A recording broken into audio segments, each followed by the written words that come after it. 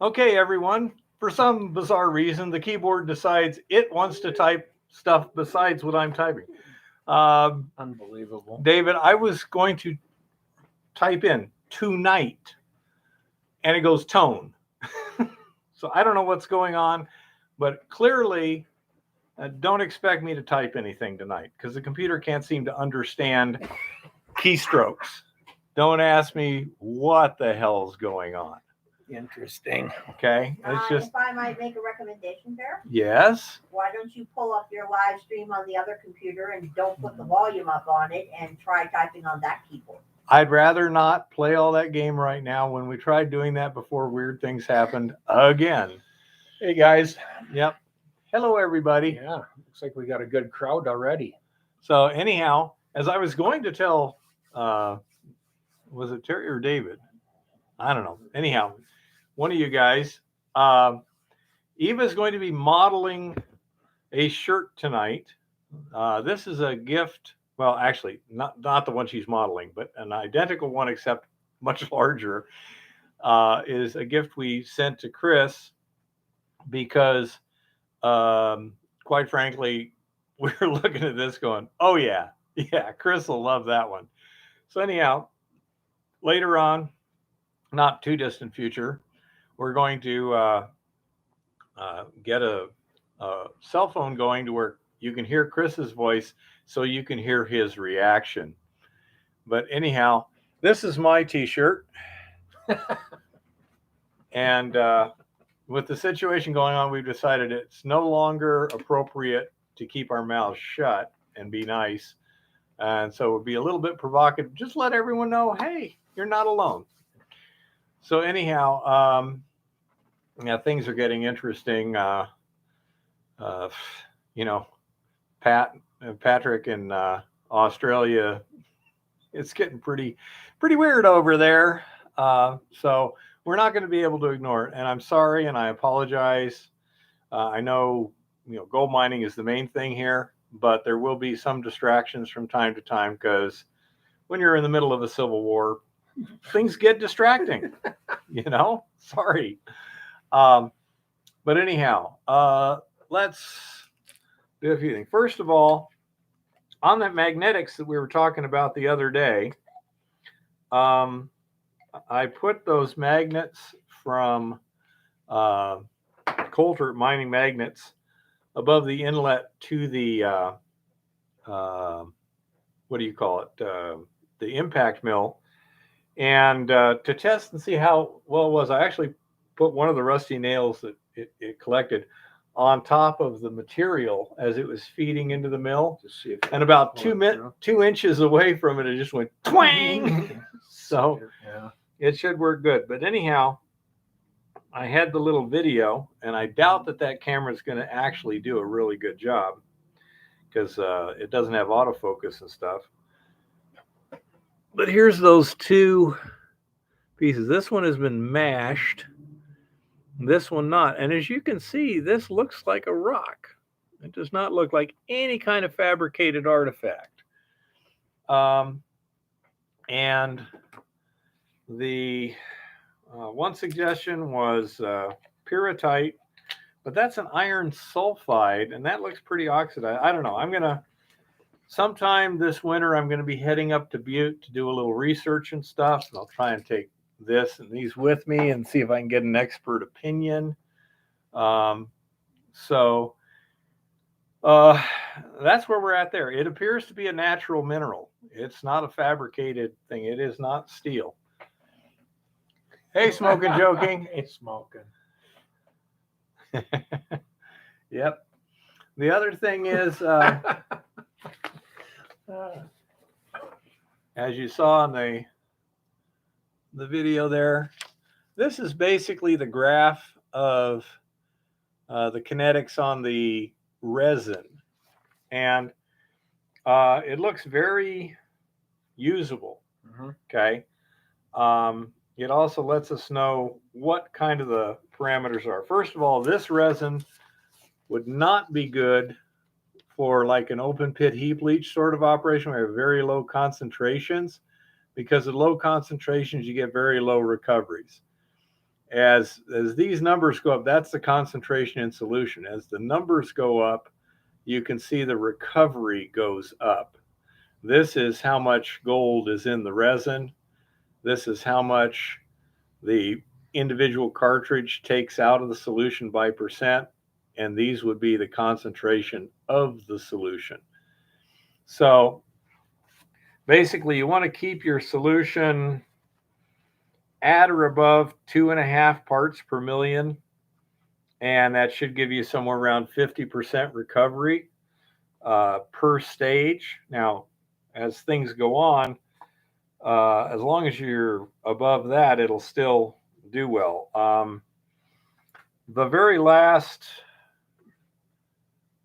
sequence, the last batch of solution I ran through the filters, I only got like 2% recovery in the first one. It was up to almost 29 grams per pound, and it didn't work worth a crap at that point. So with this Max Water 104133, yeah, you want to keep it up.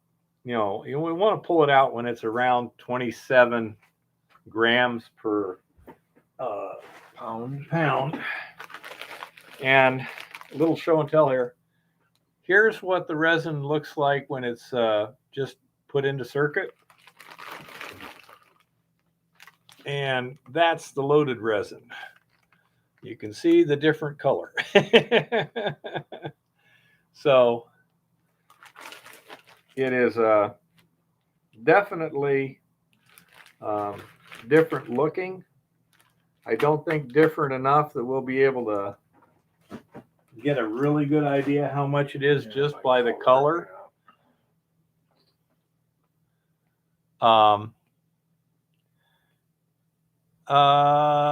Okay, if you say so, Chris.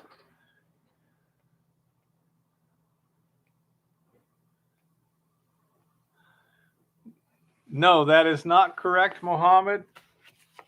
The reason, and I can see why you thought that, I'm trying to plot 3 different things on one graph in 2 dimensions. Doesn't work. So the third dimension, the solution concentration, is plotted by these numbers. The number is the solution concentration. So right here, this is 1 part per million at very low loading of the resin, still gets very poor recovery. But by the time you get up here around the 2 to 3 parts per million, then when you got fresh resin, it's getting good recoveries. So that's, I'd say it's a little confusing. That was an excellent question. This line here is pretty much of what we would expect our solutions to be in an actual operation. This is what we'd be coming off of the leaching circuit. And so this is kind of what we would be working with. These numbers here are after it's already gone through 1 or 2 cartridges. Then it's at very low concentrations and you're not getting much left. And what Chris is saying is the 1 part per million, because it's not a feed, it's actually kind of a tailings. It says that may be a different complex that the resin isn't able to pick up very well. So you got gold in different forms. And so that's a possibility. Among other things, for over the winter, I've got 5 gallons of barren solution. So if we want to do any tests on that, we can do that too, for exactly these kind of reasons. Question there. What? Since we have some resin that is designed specifically to scavenge gold, Yes. if you took that low part per million stuff, I don't know. We'd have to do tests, and that's for in the future. We haven't even tested it against pregnant solution, to say nothing of barren solution, but we can do those tests this winter. Now, smoking, is that how you determine when it's full? Yeah, basically here, once you get to this concentration here, its ability to grab more gold just falls off a cliff. Okay. And I say this last data point here, it was only gathering 2% recovery. and it was getting 16.8 parts per million in and 16.3 going out, something to that What was effect. that loaded at, then, Keith, at that point? About 29 grams per pound. Okay. Yeah. So Which, you're heading for an ounce per pound. yeah, it was getting close. That's getting interesting. Yeah, it looks like you can take it up to about 7.5 grams and still get good recovery. And 7.5 grams is about 0.8 of an ounce per pound, or about $1,450 per pound of resin, which costs $15. Right. So again, it's only 1%. Right. Not Still bad. within, yeah, parameters are good for numbers. Yep. So Okay. that's how we determine when it is full, was by doing this kind of graphing, doing multiple tests. We're looking at somewhere in the neighborhood of $600 worth of assays, laboratory analyses to get those numbers. It ain't cheap. Although it's reasonably inexpensive. It's only $25 a sample, but there's so many that you have to get. So that's our situation in terms of the recovery.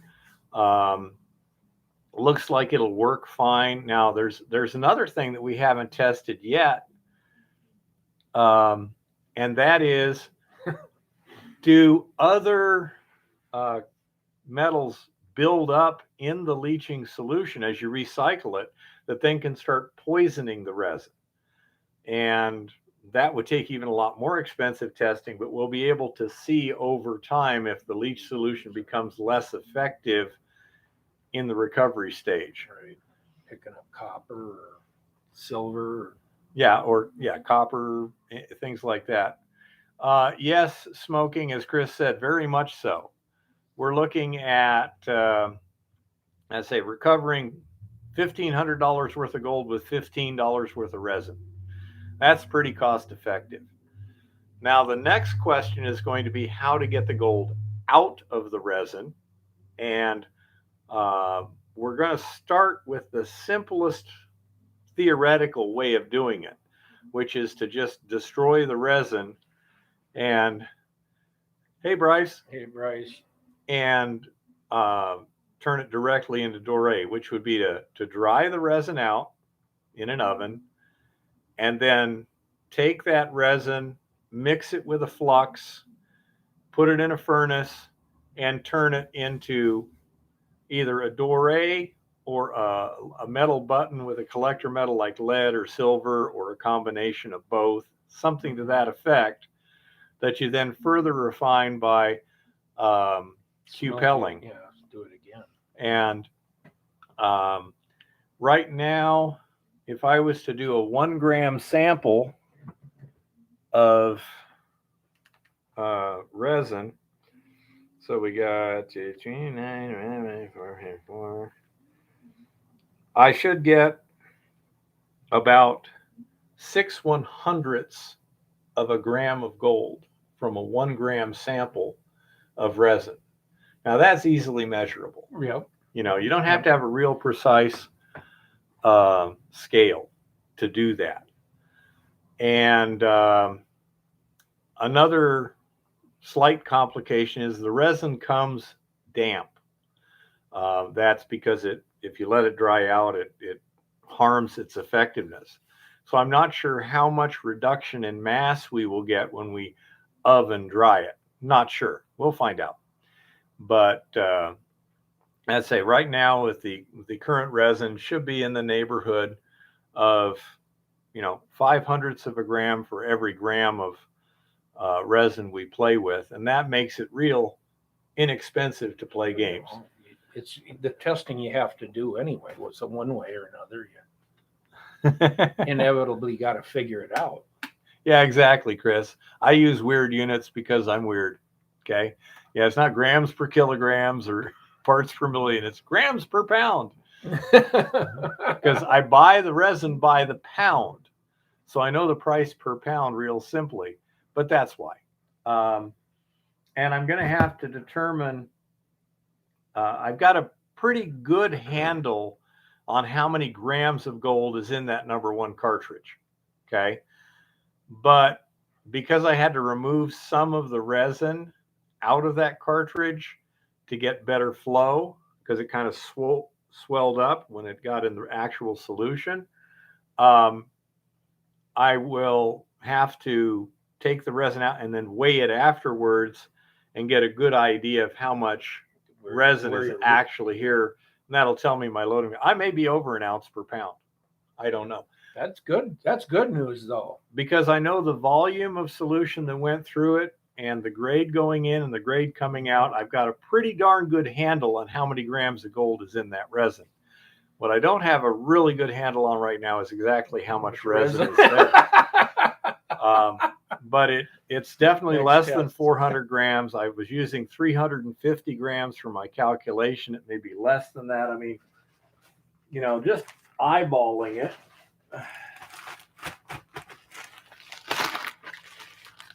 This is 320 grams of resin. This is the unknown. It looks like it may be less than 320. So your loading might be heavier than you think, but that's good. Yeah, that's okay. Yeah, if it does better than. Yeah, if you're using less resin, your price just went down. Yeah, but I say once we can directly weigh the resin, we got a really good idea how much gold is in it in grams. So that's pretty good. The Sierra Blaster is on the way. It's supposed to be here Wednesday. If it shows up, then theoretically I'll be out on Friday at the mine, blowing some stuff up and seeing how that works, making a few final tweaks to the timbering and the ladder track, getting the alignment. What is the resin specific gravity? Excellent question. Don't know. Do you have a good idea, Chris? I'm not sure what the specific gravity is on that. It's not real heavy, but especially because it comes damp, and I don't know the. Any guesses, Chris? I'm guessing about 1.5. I know it's denser than water because it sinks to the bottom readily, but it doesn't seem highly dense. My guess is just wild ass guess, about 1.5 as it comes from the factory. And I do not know how much of that is moisture content. So I can't tell you. Okay. Again, we'll figure these things out as the winter goes on. That's one question you got to answer next week. Yeah. Yeah, it'll probably be a week or two after that. Right now, the mill, the weather is now almost beyond marginal. We're no longer leaching any more ore. What I am doing is running the pregnant solution through the resin, and then I'll be dumping the barren solution onto the pad to let it freeze there in the winter instead of in the tank. Grams per furlong. Not bad, Lars. I like that. Grams per fathom. No, furlong. I like furlong better. It just sounds better than a fathom. So anyhow, so we'll get the Sierra Blaster, and I should be doing that. And let's say I got to tweak one post a little bit, put a new spreader in there, and then I'm going to have to carefully align the ladder track. And what I'm going to do is the top of the ladder track is centered in that little spreader, and it has to be because you only got like an inch on each side you're tight for the carriage.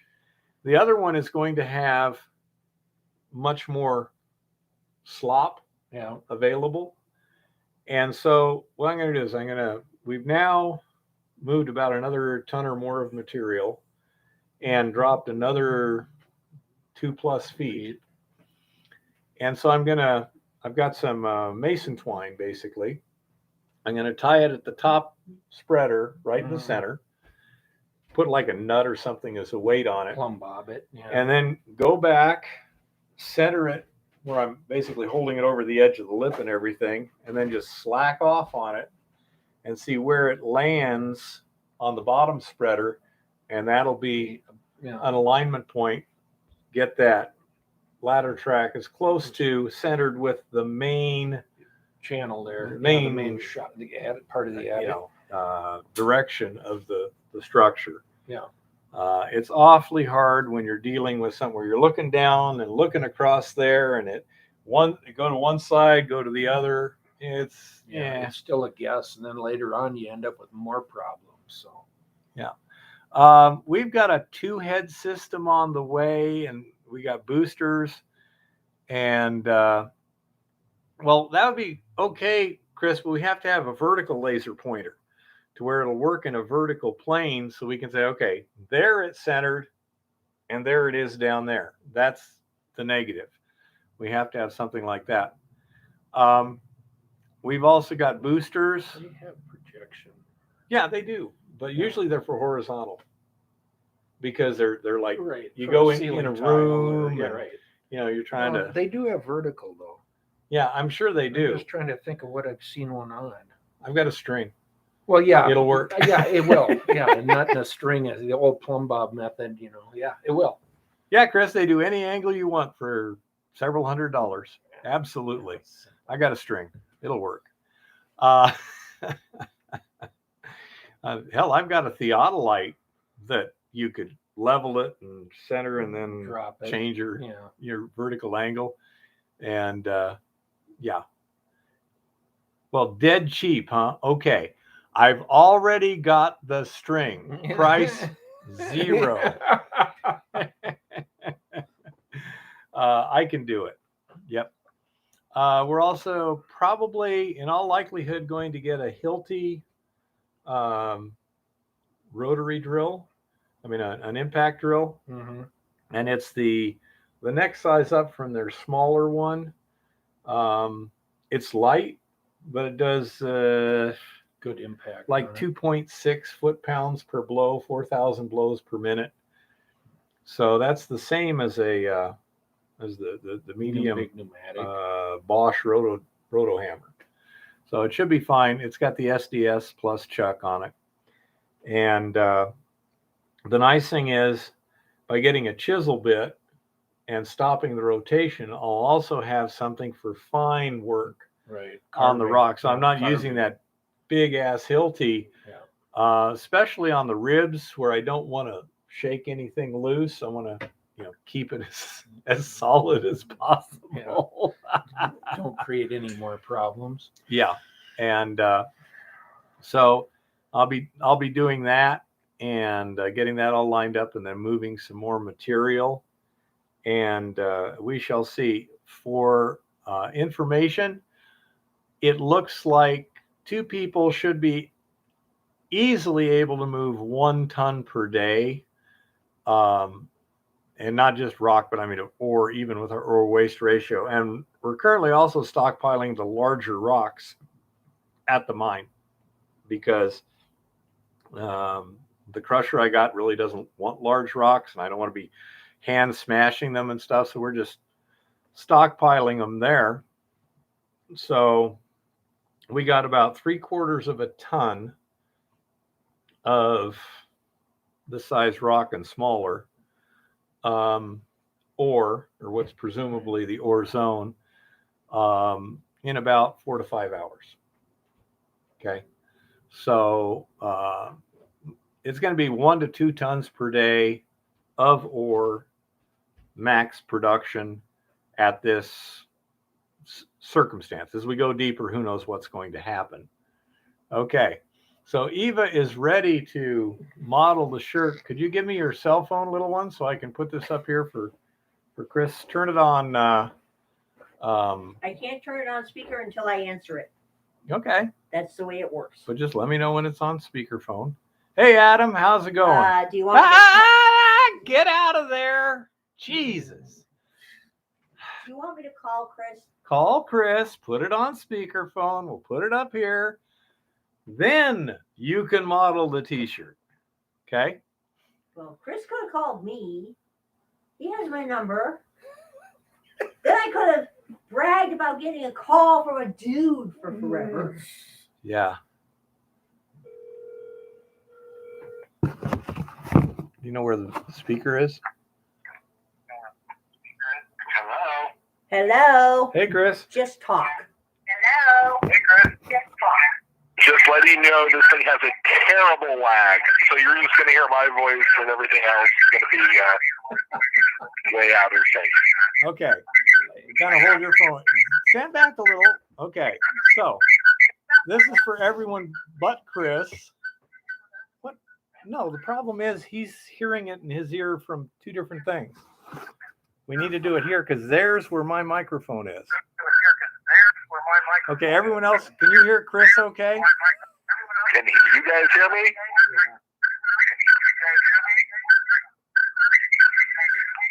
That's kind of a weird audio effect. Delay. Yeah, I know there's a big delay. I'm telling you, it ain't gonna work that way, but Okay, can anyone hear Chris?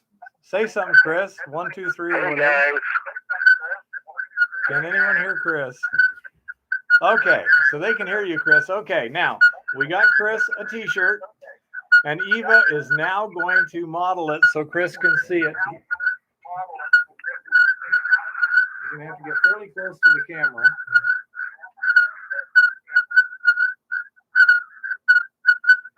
Oh, wow. Okay, that is awesome. Thank you.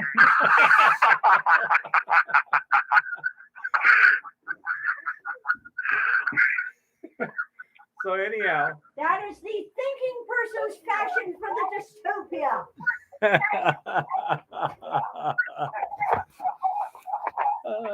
Okay, how do I turn this thing off? There you go. So anyhow, Yeah, that is cool, isn't it? I just wanted to see. It was interesting because Chris had to look at it a little bit, and then he figured it out. Yep. Yes. When we saw that, we thought you would just love it, Chris. So that's why we got you one. He has it in his hands right now, or at least it's in his room there. But he didn't open the package until we had a chance to model it there. So anyhow, that was what is it? wearechange.com or something like that. Wearechange.org, I believe it is. Wearechange.org could be. They have this one, and then they also have a Let's Go Brandon with the shadowing of the letters having the alternative wording. But I don't want to be too provocative out there. I just want to go out there and make a point. It should be noted, we saw a Let's Go Brandon on the door of our local pawn shop today. Yeah. So anyhow, we got that. Let's see. What are you doing? Not a lot. Uh, Split some more firewood. if you want to Chased get elk around the mountainside. That was fun. if you want to get deer, just drive up and down Euclid. Yeah, you can. I hit saw 'em, 2 hit 'em. yesterday. Yeah, there was a dead one right out here the other. Yeah, there was one here. yesterday. There was one up by Carroll College too. And outside of church, there was 2 nice chubby does Yeah. wandering around. And then this afternoon, I was over by the gas station up here, just 1 block back. Nice big plump doe. Well, yeah, they know they can't become dinner out here. Hey, Tricky, how's it going? I don't know if they've actually tried to ban that yet, smoking or Yeah, not. They have. They're trying. They're trying, huh? Unfortunately, it's somebody's name too, so they have a hard time to put that in an algorithm and ban somebody. At the shop, there's a guy that works there, actually Brandon. Mm-hmm. And he's like, man, everyone's cheering for me. It's great. I haven't got a chance to do your zinc precipitation test yet, Tricky. My guess is that if I put enough zinc in it, I'll consume all of the Eco Goldex. But I may have to do that before I can get the precipitation of the gold and keep it precipitated.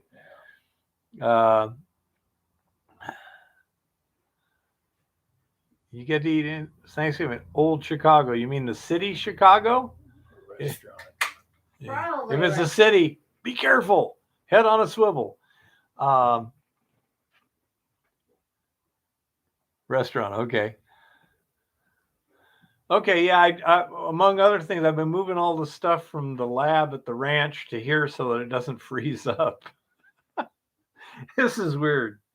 Oh, I am not used to having things freeze. I mean, solid. Yeah. Yeah.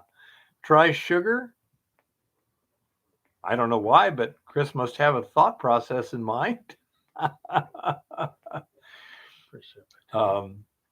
As I have no idea, but we'll get on here as soon as I can. I say things have been so busy because I'm racing the darn winter to try and get everything done and things like have resin samples and solution samples and get that mine um, timbered, started, and everything running smooth. It seems to be running pretty smoothly at this point. And Eva also likes keeping the campfire going with the nasty wood out there, Yeah. the stuff Yeah, that's keep cleaning falling it apart. Yeah. As long as the So wind's not blowing too hard or anything. yeah, we got a pretty well cleaned around the back, and we also got a piece of old sheet metal there, so that we can just lay it on top at the end of the day and like that. We let it burn down pretty good first. Yeah. But even then, we cover it up. And so we've cleaned up a significant amount of wood. He was saying, well, we should. I was like, no, we got a pile on the bottom level, roughly as big as this to the wall over there, and this deep. Yeah, got a lot of. And that's the crap wood.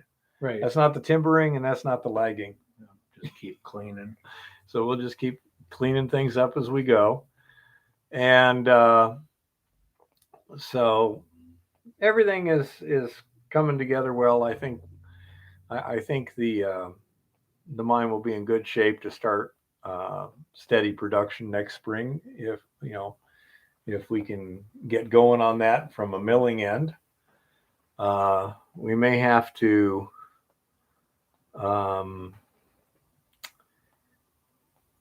we're looking at there's the claim owner has a patented claim about 2 miles away. Mm-hmm. And we'll have to check out the route and a few other things, but we may actually set up a mill there. There's an old shaft with water in it and things like that. So it's got significant potential there. And might make it easier for production, but this is pretty convenient where you can at least drive out every day. And yeah, so we'll see. Oh yeah, right, Chris. Yeah, ha ha ha. But anyhow, that's we'll make all of those plans this winter when we have lots of time to think and calculate and blah blah blah. Yeah, you got to figure out what's the efficient way to do it. Yeah, and how big, because we had, what's the season around here? About 100, 150 days? I would say 160, and down where you're at, you may get 170. Okay, So you got about half a year. So figure a few days off and this and that. 150. Oh yeah, you got breakdown days and run for parts days and 150 tons. If we were doing 1 ton a day, that's going to be 150 tons of material. I'm going to need a lot bigger pad. Yeah, that one out there will do maybe 20 before it's full. But 6 times bigger, it's almost 7. So. Yeah. So it's quite a bit. By the way, somebody mentioned 1 ton a day isn't that much. Well, if it's 1 ounce to the ton and it's only much. 2 guys, it's not that bad. No, that's doing a good number. Another thing I didn't mention in the video, by the time you figure loading the resin and then destroying it, the amount of Eco Goldex consumed and the amount of lime consumed, you're looking at a little less than $20 of consumables per ton of ore. So the leaching consumables are not a major factor in the economics. Right. So Dave Mao, I have never heard of that, Adam. What is it? No, not really. Very little, Terry. Up where we've been hunting, there's about maybe, I don't know, inch and a half. Yeah, I mean, there's little Almost patches down almost there. enough to track, but not really. There's little teeny Yeah. patches in the shadows up here. That's But when today vaporizing. here in town, it was I don't know, 51 degrees. something like that. It felt Yeah. pretty warm. Yeah, it felt like summer again. You know, that's really bizarre weather for this Melt time my of the solution, year. damn it. Yeah. Yeah, I plan on well, being out there yeah, it tomorrow doesn't, afternoon. Yeah, I don't know. What's the 10-day? Tomorrow's 51 again. I know that. Oh, sweet. Let's see. You've got a little list right there. It's going to start dropping at night, though, unfortunately. Just because overnight last night, we never even froze. We were 40. This says only supposed to get up to 37 degrees 43 this morning. tomorrow, but it's just dropping down to freezing or slightly below. Thursday, it drops down to a whole 41. Friday, 56 and 38. Saturday, 47, 37. That's here in town, though. You don't Yeah, want but to- where we're at, it's not that much colder. It'll be nice, pleasant weather to work. It looks nice weather through the end of the year. Yeah. here, Yeah, it doesn't look bad at all. but kind of strange. Yeah. When we tried electrowinning, Tricky, I tried various anodes and cathodes. And I was running various voltages from about 0.83 up to about 2.2. And at no point did I get what I consider to be good looking results. I got a lot of corrosion, and that was about it. And so we didn't seem to be having any success there at all. I mean, I'd take steel wool that we were trying to use as a cathode and digest it in nitric acid, and I get a couple little things that look maybe like gold, but nothing of any consequence. Let's see. Adam says it's a calcium silicate mineral found trapped inside diamond. Very rare. Forms under high pressure. Wow, that would be kind of weird. Yeah. pH of the electrolyte was running about 10 and a half. Current flow was very low. You can ask Chris for more details. He's a lot better on the electrochemistry theory than I am, but basically didn't seem to work very well. The resin, on the other hand, worked to gangbusters in terms of getting the gold out of solution. Vastly more effective at recovering the gold from the leaching solution. We're still working on recovering the gold from the resin, but this is something that's done all the time industrially. So we think that we should be able to, successfully accomplish that. But the first thing is to try and see if we can smelt it out. If we can do that, that's a very simple operation for a micro scale mine. Be real simple stuff. If we were recovering 1 ounce per day, we need, basically a pound of resin per day would be our consumption. The cartridges contain about 320 grams seems to be a good loading. So about 0.7 pounds per cartridge. So we would probably have like a 4 cartridge setup. And at the end of the day, remove the front 2, move the next 2 up, and then put 2 fresh ones in. That would probably be about what we would do. And that would be if we can keep our ore grade, around 1 ounce to the ton, 1 ton per day. It depends on a lot of factors.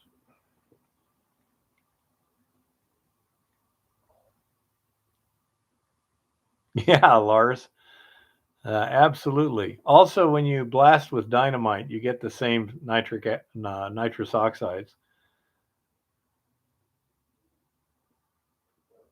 Great, Tricky. It's fine with me. He can plate it. Huh. He doesn't say necessarily plate it. He's got something It said I can plate out solutions of 7 milligrams per liter. Okay. Okay, Tricky. It'd be interesting to look Yeah. at. Okay. I'm looking forward to it. There's one nice thing about crowdsourcing. You know, different people are trying different stuff, different places, and see what we can come up with.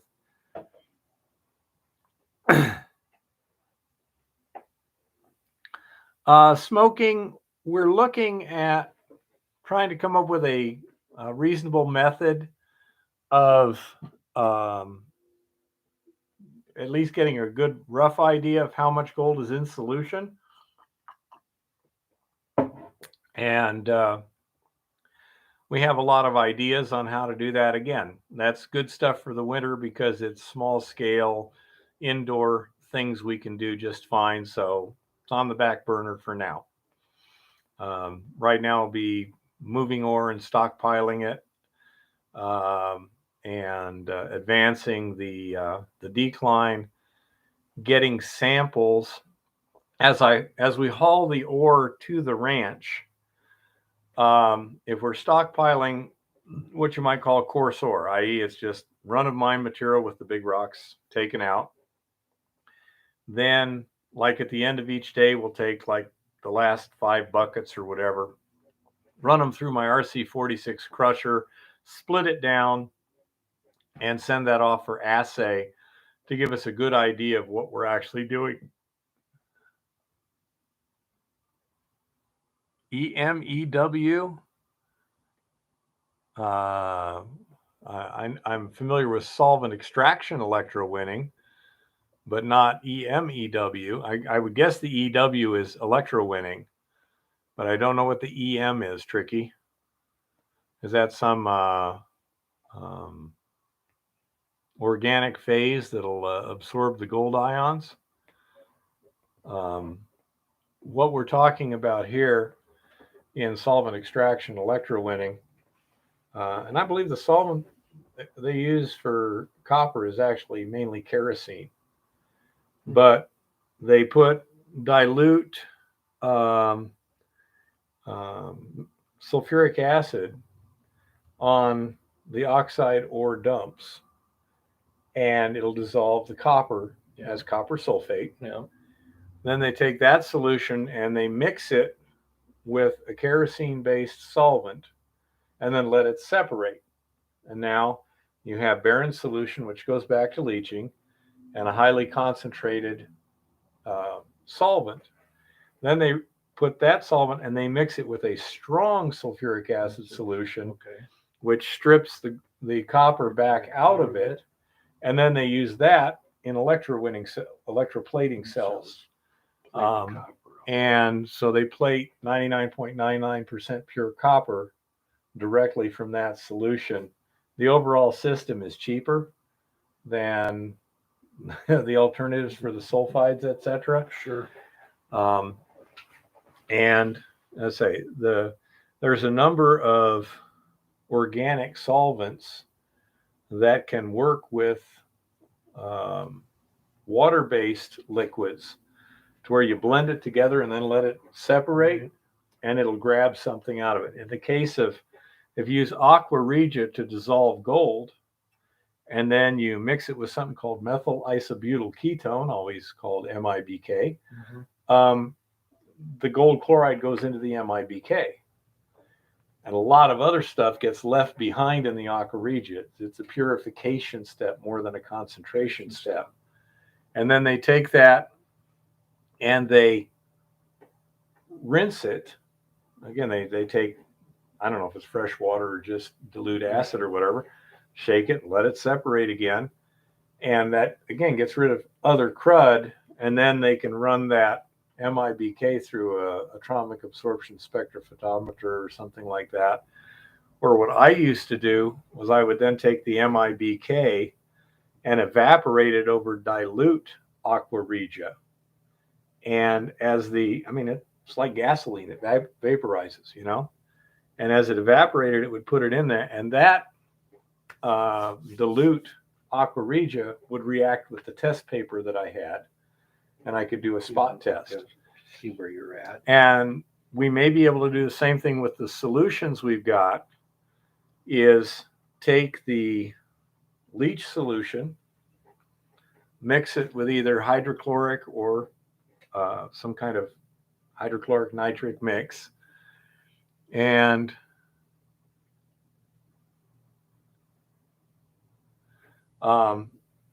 then do the MIBK and then a spot test. It may be, and I don't know, this would be really nice if it happened, but I'm a little skeptical. If we select the amount of solution, the amount of aqua regia properly, mix it together, if it does break down the Eco Gold X complex and turn it into gold chloride, you now have dilute aqua regia. And you could maybe just do a direct spot test. Don't know. I say, we shall see what we shall see. Yeah. All of these things are very inexpensive to try this, that, and the other. And so we got a lot of stuff to do this winter, which is good because sitting around a house is not good for my health. But we got a lot of fun things to play with. As a matter of fact, on that clipboard there, I think you'll find like 10 or 12 items of things to do this winter. Yeah, it's my, not today, but one of these days, sometime during the winter. And that doesn't even get into upscaling the crushing and grinding circuit or things like that. None of that's even in the improving the capacity of the mill just yet. By the way, again, for everyone's information, the IBC totes are not highly efficient at being used for agitation tanks, among other things. The bottom, the solids tend to stick there. It's hard to really keep it agitating well. So I'm thinking a conical bottom tank will be much better in the long run.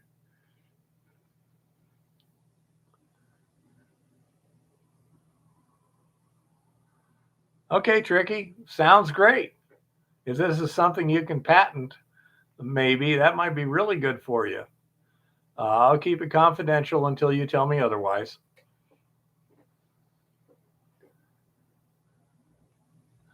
I do not know Poker Face about Alder Gulch, although we were at the thrift store the other day looking for books. Yeah. One problem being out there at the mine, you got 10 hours a day of light and 14 hours a day of darkness. Yeah. So got a book. It's called Girl from the Gulches. And it's about a lady that moved up to Montana when she was in her teens. Her father was a freight wagon dude, and he came up to Bannock. And then when the Alder Gulch Gold Rush hit, they were actually one of the first people out there just following the miners. Right. And that's about as far as I've gotten in the story, but from reading the intro, I can tell you. Interesting. From there, she went to Helena, to Last Chance Gulch and stuff. And then they went to San Juan Capistrano. When she was in Last Chance Gulch, she met the publisher of the paper. I forget what the name of it was, in Helena. And he proposed to her, and her dad said, hell with this. So he took her down to San Juan Capistrano. Eventually, she came back and married the guy and was up in Montana the rest of her life. And so she has all of these very firsthand accounts of exactly what life was like in the old mining camps and stuff like that. Yeah. And so when it comes to Alder Gulch, I don't know. I know I was looking at Confederate Gulch. It was in one of my areas that I was investigating, and there was still potentials there. Old mining areas that were not claimed. So it would not surprise me if there was some potentially decent ground. What do you know? There could be, but Alder, that area, a lot of claims that down in that area have been held for 40, 50 years by the same families. Some of that was rich enough that they wouldn't give up the land even if they thought they had it mined out. So all you can do is do some serious homework and then get on the ground down there and figure it out from there. Do you have any better ideas if you wanted to find some decent placer ground besides Alder Gulch? If you just said, okay, here's how you go about searching for it? Yeah. I don't know if I want it on TV. Okay. Yeah. If you wanted to get a hold of Keith Polka Face, we could talk. Okay. 2-pound nugget once found there. Yeah, that's nice. Oh yeah. Uh, There was some big gold found down that country. Down- And I actually was looking at that country a little bit, and I know of some other drainages down in that area that definitely probably have potential. If that's the area you want to look at. I do have a little background down that way. And I know some other guys you could call that might be able to tell you something too, possibly. down south of Tucson there, in Mexico, a place called El Beludo, the largest recent nugget found there, that would have been around 1980, was 7 kilos. And that was with a metal detector. They still exist. But back in, I don't know, 17 or 1800s, when the Spanish first came there, it was, desert placers, and the winnowing, Yeah. you could pick up a couple ounces a day just wandering around and picking up nuggets off of the ground. Yep. Yeah, pretty funny. The ground down near bedrock, the cemented gravels down there were running about 1/10 of an ounce per ton. I've actually been down into there.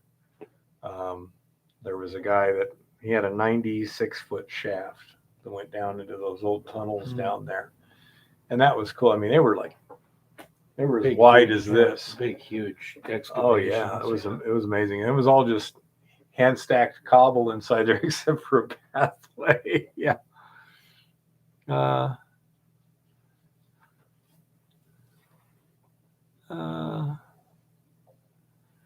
Okay, Polka Face. So I can't particularly help you, but Yeah, I can probably. you can get in touch with Jim. Email me. You got my email, hardrocku@outlook. If not, I'll get. I don't think I can type it in. Let's see what happens. Oh, here we go again. H. Well, let's see. First, click it on here. H. Yeah. A. See, look. I just added. HAS. Yeah, I added it. Yeah, it's got to be, and I can't delete it, and I can't backspace over it. It won't let me change it. That's bizarre. So I have no idea. Custom emojis. How about not try and figure out what I'm saying and just let me type, you stupid computer? Does that only happen on YouTube? It only happens tonight on YouTube. Okay? Because it's never done that before. Gremlins. Tonight it's just completely screwed it up. Gremlins. Interesting. Okay. So anyhow, I say if you contact me, I'll get you in contact with Jim, and you guys can talk about it. No, I'm in English as far as I know. Who knows what's going on? Chris seems to think he knows what's up. He hasn't started speaking in tongues yet, anyway. Yeah. But anyhow, so yeah, it's obviously something has got out of whack, but It could be a virus. That is a possibility. no sticky keys. It's actually filling it in differently. For example, I went H, capital H, then A, and it immediately fills in S after the A, and then the cursor goes back to the front of HAS, and if I go, bizarre. It's doing something similar to predictive text. Autocorrect. if I go to the end, put the cursor there, and then go backspace, it won't even eliminate the S. It goes all the way back to the front of the word. So I don't know what's going on. Yeah, it's some kind of weird, autocorrupt, something like that. Exactly. It's doing a very good job. But say it's like I don't know what it is. Yeah, predictive text. That's what Eva's saying. It's something like that, but it's like, could you give me an option to opt out? I know in the email it'll do the predictive, and then you hit tab if you want to use that. Check the language icon. Okay, where the hell's the language icon? I don't see one. Yeah, I have no idea. So again, YouTube is screwy. What's new? So anyhow, bottom right, create a poll, custom emojis. It's not. What's open along your bottom row there? These are stuff that are there whether this is up or not. Like there's my speakers and. Yep. Well, just to make sure you don't have some. I don't know. Something just happened here. Let's try it now. Now it's still doing that. See that arrow? Yep. It did that and it disappeared. Now it's still doing it. I don't know. Oh well. Say something. Screw you. But anyhow, so maybe when we boot up next week, it won't do it. Who knows? It's freaking YouTube. They just do all kinds of weird stuff for no apparent reason. So anyhow, that's about my excitement here going on. Let's say Tricky seems to have some ideas on how to get the gold out of solution better. Okay, you can donate to my swear jar, Rick. Yeah.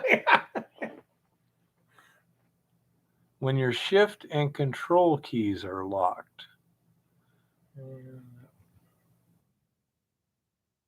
That's a control key there that I took out. That's the shift lock key. Let's see what. No. Didn't make any difference. That shift lock is on. That thing. That shift lock off. Oh wow. Yeah. I can't tell. And that's the reason I took that control key off of there. It's because I kept hitting it when I was going for the shift key. But anyhow, so that's the situation there. I'm looking to have a really fun, busy week. I try and get some more videos up. Of course, the Sierra Blaster is going to be the fun part. That should be a blast, if you'll pardon the pun. And then get, hopefully the claim owner will be out there on Saturday to help us move ore. That's And cool. Friday afternoon, last weekend when I went out there, it took me only about an hour and 15 minutes from the time we showed up to the time I had all the stuff unloaded out of the back of the truck and off the trailer and stuff. Got the tools I needed to get started up the hill, got the stuff out of the decline, and had the head frame set up, the high line set up, and the extension cords in place to the generator.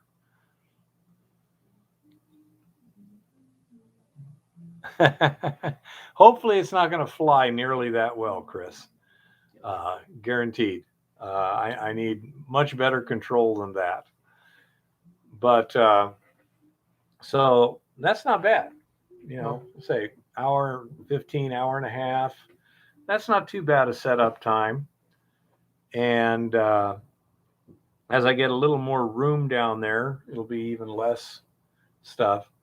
A little less time because a little more organized. Yeah. But yeah, it's going pretty well, and we shall see what we shall see. But yeah, I'm looking forward to blowing some stuff up. It's been a while. Get it on video. Though. Oh yeah, Get it on video. the first one, I'm not going to set the camera up to see it, just in case I get a lot of fly. If it looks like it was well controlled, and I'm going to have a sandbag on top to hold the head in, so that if there is fly, you're going to get holes punched in the sandbag. And if it's not flying or whatever, then I'll have my tripod with me, and I'll set up the camera. Where's that GoPro you just got? I've got the GoPro here. Yeah. But set that up too. I got to learn how to I'll use it. show you how to use it. It's actually not bad. Okay, what is a Sierra Blaster? Okay. In my experience, mainly iron, Adam. Neither copper or silver is highly predictive of gold that I've seen. How about you? Not necessarily, but in a lot of the atmosphere that we're in here with the batholith, it tends to be copper. But then if you take, here's an oddity, because Marysville up here is more silver with some huge concentrations of gold. Yeah. It's a VMS deposit there, volcanic massive sulfides, and silver, high moly and silver with a gold anomaly literally overprinted on top of it. Yeah. In the Montana B, we're running about 50 to 100% of the gold concentration in silver. It can be about half or up to almost equal portions, gold and silver, but that's about it. Iron, on the other hand, is off the charts. Some of it's been like 33% iron. Tricky wants to know, what is a Sierra Blaster? Okay, you can look up their website and everything. You spelled it correctly. A Sierra Blaster has a small charge, and it has a head which has about a 12-inch steel rod with a little groove in the side for the initiation wires, and then a head. You drill a hole in the rock at 10 millimeters is what they like. Mm-hmm. It gives you enough clearance. If you can get it vertical or close to vertical, you then pour water in. Well, first you clean the hole out. You blow all the dust out of the hole to get good coupling. You then pour water in the hole to get even better coupling. You put the charge on the end of the rod, run the wires up that little groove in the rod. At the head, you connect them to the lead wires, set the head in the hole, put a weight on the head, back off to about 45 feet, make another couple connections, push the button, and it goes boom, and theoretically will crack your rock. It's not a high explosive. It's not technically an explosive device under the law in the United States and in most jurisdictions in the United States, but it will crack rock pretty effectively. If you watch their video, they've got an andesite boulder, I don't know, 3x4, something like that. Yeah. Drill one hole in it and pop it in half. Yeah. And so you can use a number of the actual cartridge is like $85 for 50 of them, which would be about $1.70 each. And you can also put boosters in there. A booster has the same explosives as a cartridge, but it has no initiation device in it. So they're cheaper. They're about $1 each. Yeah, it was a cheap way of blasting rock or breaking rock. And so for breaking hard rock, it has a lot of advantages, not the least of which it's not technically an explosive, so you don't run under those regulations. And it can be used for blasting or breaking concrete, or there's a lot of other uses for it too. Yeah, exactly. But we've got that really hard quartz vein there that I'm calling kryptonite. And it's just really, really tough. My Hilti is it's a beast of a hammer, and it just bounces off. If you saw the video recently, you can see just sparks flying and nothing happening. So by drilling a hole and setting this in and popping it, you should be able to reduce it into chunks, which you can then remove fairly quickly and inexpensively. For production blasting, it wouldn't be terribly efficient. First of all, you're going to get lousy fragmentation compared to, say, regular blasting.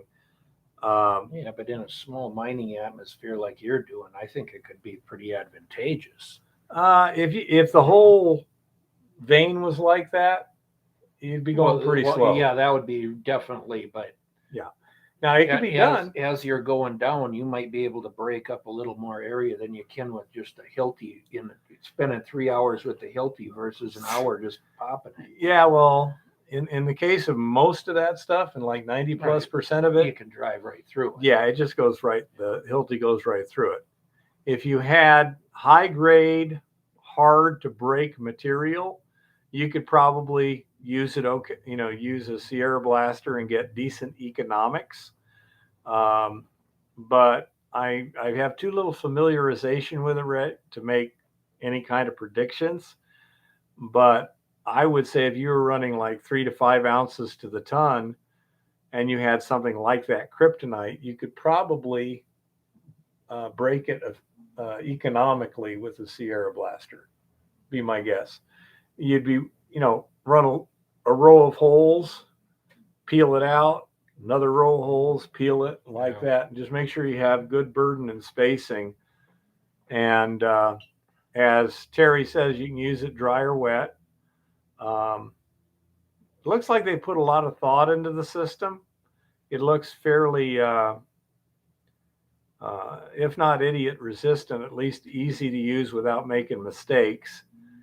And it looks like it's built to where it'll last a while, and it's not going to break on you unless you do something wrong. They had one where they were just demonstrating it, and they basically broke the rock so that it landed on the heads. Yeah. And it's like, okay, yeah, I can see how that would be a bad thing.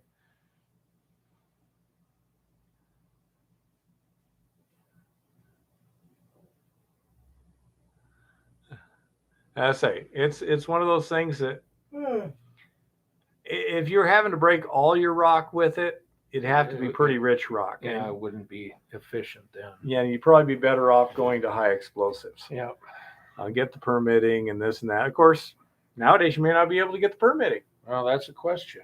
It is a question. Right now, the casual use rules, it's not explosives. Therefore, matter of fact, we just got something from BLM this week that basically said no mechanized equipment allowed for casual use. Now, I presume that means like backhoes, generator. No, that's not equipment. Well, it is. If you're drilling holes and running electric, it's a hand tool. It's a power tool, not a mechanized equipment. Well, in Arizona, years back when we checked, it was no engines over 5 horsepower, no mobile earth moving equipment. Yeah. Usually that's specified actually in there. It'll say backhoes, excavators, Well, mobile earth moving equipment. A blade on the four-wheeler. Yeah. No explosives, no chemicals. Yeah. Well, let's hope that you're correct, Bear. Yeah. So, I say, under the at least the old rules, not a problem. We shall see. Of course, say if you look at the political situation now, rules? Who cares about rules? That pesky Constitution, who gives a damn? So I'm not making any predictions here, but to say that's the basic purpose. How do current mines prevent their gold from going downstream? Are you talking placer mines or hard rock? Two entirely different systems. Generally, in a placer mine, you are running the correct sluice box, and normally you're dumping your waste material into creating a pond or some kind of holding impoundment. that you're not dumping into the creek anyway. Yeah, I mean, You can't dump into the creek theoretically. yeah, because that would be way too much sediment and stuff. So right. it couldn't go downstream in a realistic sense because that would be against the rules. It could get through your recovery system into a pond or into a holding impoundment. And what you do to prevent that is, first of all, monitor your tailings. You want to monitor your recovery. You want to know that you are getting the gold out of the rock or the gravels that you're working with. Because there's a lot of different parameters you can balance. A lot of the old timers, even in some of the more modern mining techniques, have big losses in not watching their recovery. And that's like the dumbest mistake of it is, but there's such a thing in this business where you get a bunch of gravel guys and the mentality is run more yardage, push everything to its limits. And if you're not watching your recovery, just throwing a lot of yardage through your wash plant is an idiotic concept. Mm-hmm. And I heard this from even landowners that I worked with, where we were doing some mining or testing. And it's like, well, if you got a half an ounce every day, why don't you just run, more yardage? And it's like, well, first of all, at this point, that half an ounce for the amount of yardage we ran isn't economically viable. We're losing money to run that much yardage to get that half an ounce of gold. So we have to figure out what other parameters we can change to make it economic before you just say, well, let's just do a bigger truck. The bigger truck mentality is what I like to call it. Yeah. We need a bigger truck. And it's like, no, you got to work on your recovery. If you can efficiently, let's just say, spend $1,000 and get 1 ounce of gold that's worth $1,800, you've got an $800 profit. If you start having to run a lot of yardage and you're getting only a little bit of gold, which, yes, the gold has a value, but it's not enough to overcome your costs of operation. 1.8 ounces per cubic meter. That's pretty good. That's almost an ounce to the ton. Yeah. How do you limit wasteful mining? Couple of things. Number one, you have to do a lot of testing of your material before it gets mined. Right, before you mine it.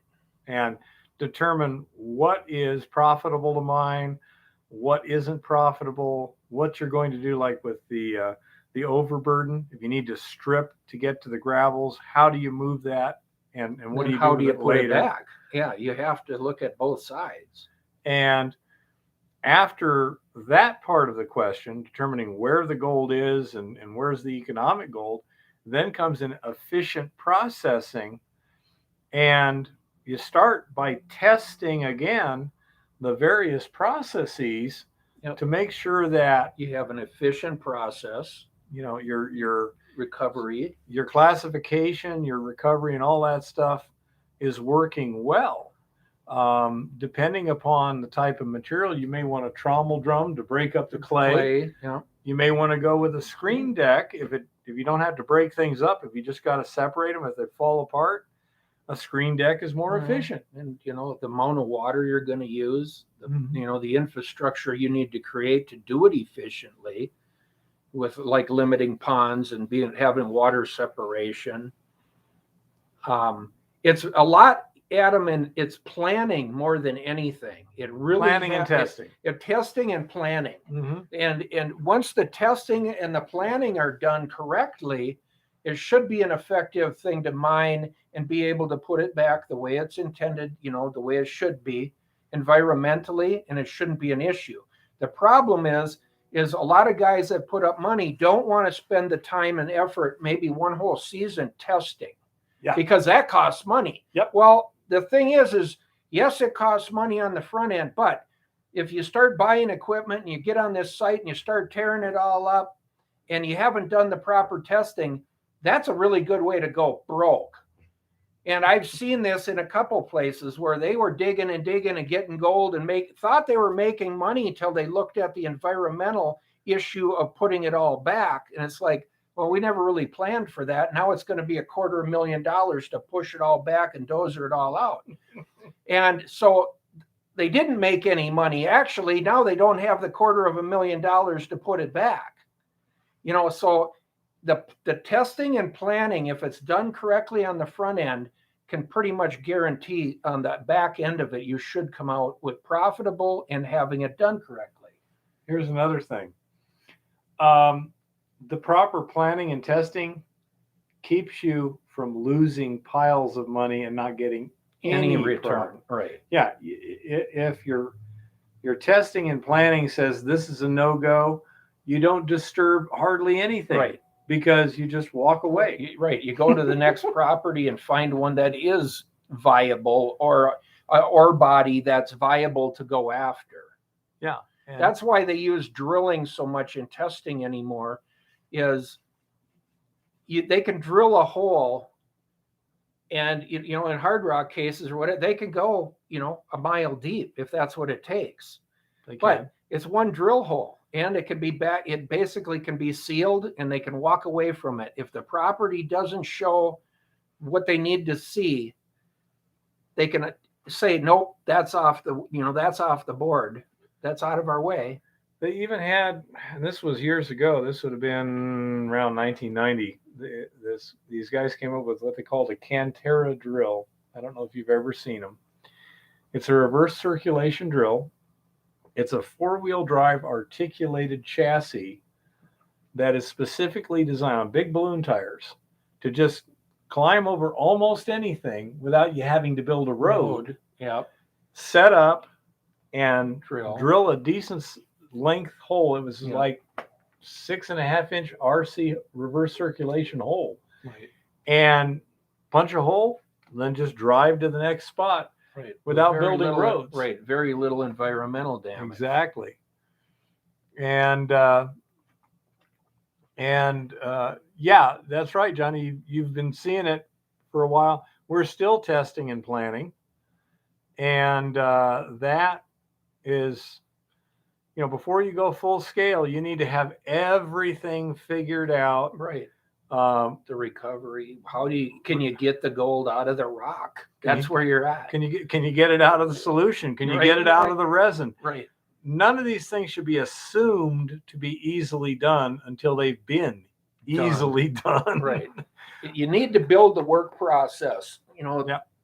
And if you don't do that, whether it's placer mining or hard rock, if you don't build the work process and make sure that you can effectively get the gold out of that rock or that gravel or whatever, clay, because if you can't get it out, yeah, it could be there. You could have high values that you can't recover. Yeah, it can happen. Yep. And it can happen in hard rock too. They can have values that the cost of recovery is totally against the fact of mining it. Mm-hmm. Another thing that you have to carefully consider in the planning phase, you got reclamation. Yep.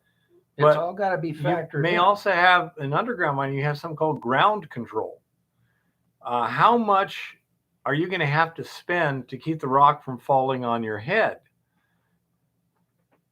2 attics? I thought that was supposed to be gold attics. It was. Yeah. It's misspelling his stuff because he's got an AU ahead of it. Yeah. Yeah. I'd say that. I don't know. Yeah, YouTube's on crack. But anyhow, these are the sort of things that you need to take into account. Take everything into account.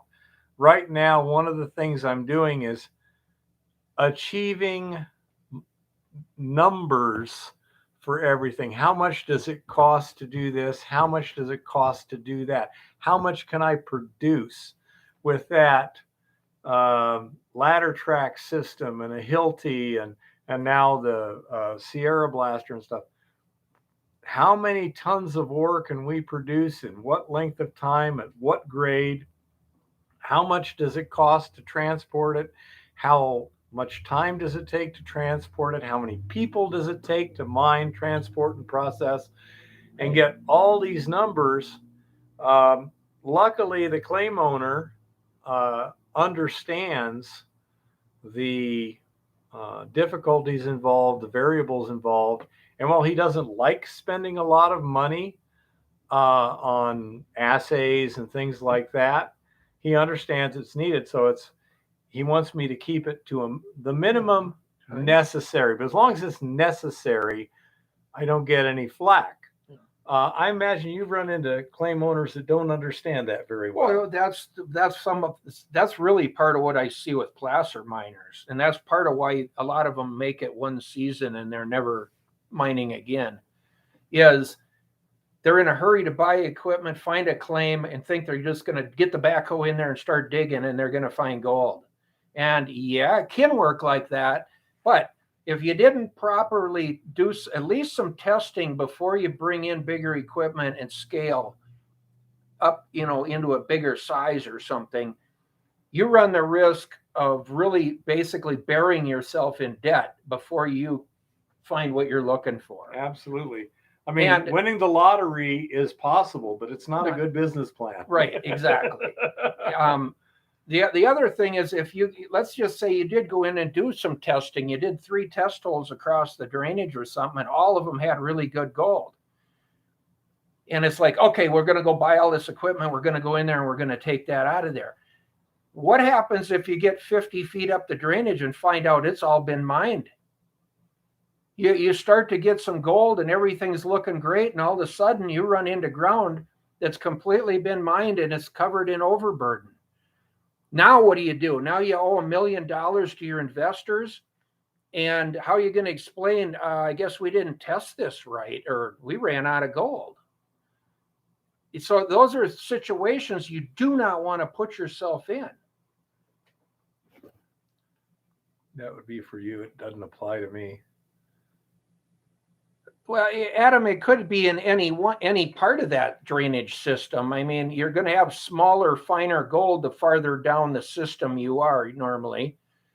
The closer to source you are, you're going to have coarser, chunkier, maybe even bigger nuggets actually. It depends on, first of all, what's feeding the system, which is hard sometimes to figure out because so many of these drainages here in Montana, they never did figure out the true source. And that's kind of where I kind of went looking, is like, okay, in this drainage, they took millions of dollars worth of placer gold. What are the sources? Where's this gold coming from? And that's been my forte, is go hunt those systems. Now, in my case, it has nothing to do with the river system. Right. The bedrock is totally independent of that. You're hunting ore bodies. Yeah. And so say that your question doesn't even apply to me. And in my case, we're looking for, big would be nice, but adequate sized, high enough grade material that can be easily enough processed to make a profit. Right. No, Chris, you got it exactly right. And I hope everybody reads Chris's little thing there. It's testing. It's so much redundancy in testing, which you guys have been watching Keith do this. There's so much redundancy in what you're doing. It's like, well, are you ever going to get to the point you get some? Well, it is a yes. You're already getting. You're getting gold. You're testing it. You're getting gold. And I even tested the lab to make sure they weren't lying to me. Yeah, and I do that too. I send assay. I'll split a sample sometimes and send it to somebody else to assay to see if the assays I'm getting are even close to equivalent with what somebody else tells me. Yeah. But you have to have redundancy, and it costs money. Yeah. But if you don't do it right on the front end, it's going to cost you. It's going to cost you a big time on the back end, and it could cost you everything. It's like insurance. In a perfect world, insurance would be a total waste of money because it'd never pay off. The reason you have insurance is because they make money. A significant amount of time, it is going to pay off. Yeah. In the case of this testing, the chances of it paying off without doing a lot of testing is very low. Kevin, the Sierra Blaster's on the way, should be here Wednesday. Hopefully I'll be testing it Friday. Yeah. And hopefully next spring I can, when we go into this drainage that we're looking at, hopefully I can get some good video of just that. We're going to lay out some grid patterns on the drainage. We're going to dig a lot of holes.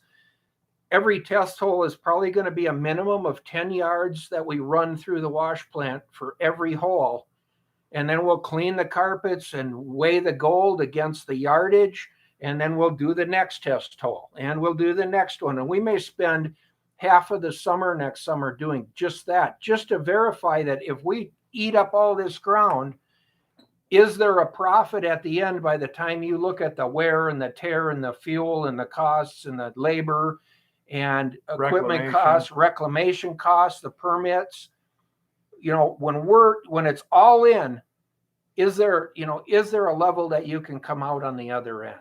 Because you're not doing it for the exercise. No, you're doing it for the money. Well, you're doing it, looking at it in a commercially viable way. Yeah, Pat, I haven't got to that point, but I am planning on drilling holes in it and shoving explosives in there. Yeah, just blow it up. All else fails, blow it up. Yeah. But anyhow, so it's really impossible to overstate the importance of testing, verification, and planning. And that's where the vast majority of newbie miners go wrong. And the other thing you mentioned, they'll go out and buy equipment real quick. Well, that's a bad thing because you're most likely going to buy the wrong equipment. Most people don't understand the complexities of extraction and how you need the right equipment for the right material to get a good recovery. And if it's the wrong equipment, you can't really tune it very well. You're not going to be able to just tweak it and all of a sudden it's going to work good. It's just not going to work. Well, in placer, if you don't need a trommel, you don't want one. It's a limiting factor in your production. Mm-hmm. If you can get by with a screen deck and you have enough water and you have enough pond space, you're so much faster and efficient with screen deck type material. Yes, you have some repairs. Screens tend to wear faster than a good heavy built trommel, but a trommel is a real choke point. And maybe it's jigs or a concentrator that you need. Well, there's another choke point. Yeah. You have to get all the equipment sized so that it all fits together and it's not some, put together pile of stuff that every time you turn around, something else is shut down and it's all choke points. We were talking earlier, you've got 150, 160 day mining season. That's 160 days to make money from the time you push the go button. If everything isn't maintained and put together right and organized, because you'll have, even with brand new equipment, you have breakdowns, you have engine problems, you have all kinds of sensor problems, or you have all kinds of things that can go wrong. Weather can go wrong. You can get a bunch of rain days that literally shut you down due to dike problems or, issues that you didn't foresee happening. Or it can totally screw up your haulage road to where things can't really move. Exactly. There's a lot of things that can play into that 150 days. And like I tell a lot of guys, 30% of that 150 days will be lost. They will be non-productive days. You'll have infrastructure. You got to build a bigger pond, or you got to put in a bigger dike, or you got to move the road, or you got to clear some more timber to expand some excavation because you didn't prepare on hitting some shallower ground somewhere where you missed it in the testing. So all of a sudden now you're burning through ground faster, that now we got to strip. And you guys, I'm sure a lot of you have watched Gold Rush and that, and you see some of this. But there's a lot of things that make that 150 days, all of a sudden it's 100 days of actual production. And so when you're doing your numbers and your testing, that's the kind of things that you try to factor on. Worst case scenario. What's the worst case scenario in here on this property before we rip this thing up? And make sure you have plenty of safety factors. Well, that's the safety factors, is use worst case scenarios. And if it's all better than that, it's icing on the cake. Well, yeah, that's to a great extent. But also, even at the worst case scenario, You shouldn't be, well, we're at break even. It's like, no, we're still going to make 20% over cost. Right. And so, yeah, so you don't if want it to does be better. Now we're everything making 50, 60, 70%. We're doubling our cost. No, at break even, Yeah. you have one engine blow up and now you're $5,000 in the hole. So you weren't running at break even, you were running negative. What were the odds of finding gold during the gold rush compared to now? I would say I think you have overall better. I think you have better odds now, actually, just because there's a lot of this stuff those guys went through where they literally only took the top. The chances of making the real money still exist in many of these areas. Not only that, but in hard rock, because of advances in extraction Science, process, everything. science, Yeah, being able to locate. The increase in gold price, or that didn't used to be profitable, that was left behind. And that's is now true profitable. too. There is economics in mining. Yeah, as you got mechanized equipment and things like that, things suddenly become much easier to accomplish. For example, if you had 10-foot thick gravels, you're not going to run a bucket line excavator in there. No. But nowadays you can put in a regular excavator just fine for something like that. We can deal with water problems that those guys couldn't. Actually, after Eva's done with her part of this, when we come back, I'm going to kind of go into hitting the ground and what to look for when you're looking at a drainage and why you want to do your own map and why you want to look at and question certain things, because that's where it starts to tell you, could this be economic or could there be some, fun, even if you're only mining on the weekends? What could be left here that we should be paying attention to? And little hints as to what the old timers did for possibly trying to read the depth of what they did or why they did what they, ended up doing. And if you can read the historic markers somewhat, it'll give you an idea of maybe they didn't get to the, the deeper gold due to the elevation and not being able to get tailings to move away from them. Or they couldn't get a water ditch high enough to get up to above, so they only mined the lower part of the drainage based on where the water ditches are running. There's some interesting things that you can look at the historical perspective of what you see on the ground, and it'll tell you about what they were capable of doing and why there's a good chance that there's probably some good values there yet that they couldn't get to, that nowadays, piece of cake with excavators and pumps and water towers. No, the old timers in a lot of cases built snow dams up in the mountains to catch water, and then they'd have water for a month in the summer. Or they ditched from one drainage around the mountain into another drainage. Yeah. When you're in an exactly. isolated spot like that, it becomes exponentially more challenging. Yeah, and unfortunately you lose those days that you don't get back. That's the worst part. It's not so much that, we blew a hydraulic hose and we're shut down. It's the day that you lose that. And if it takes 5 days to have one flown in, or you have to drive like here, I don't know. 1 week I went to Missoula 3 times 1 week just for parts from the Komatsu dealer.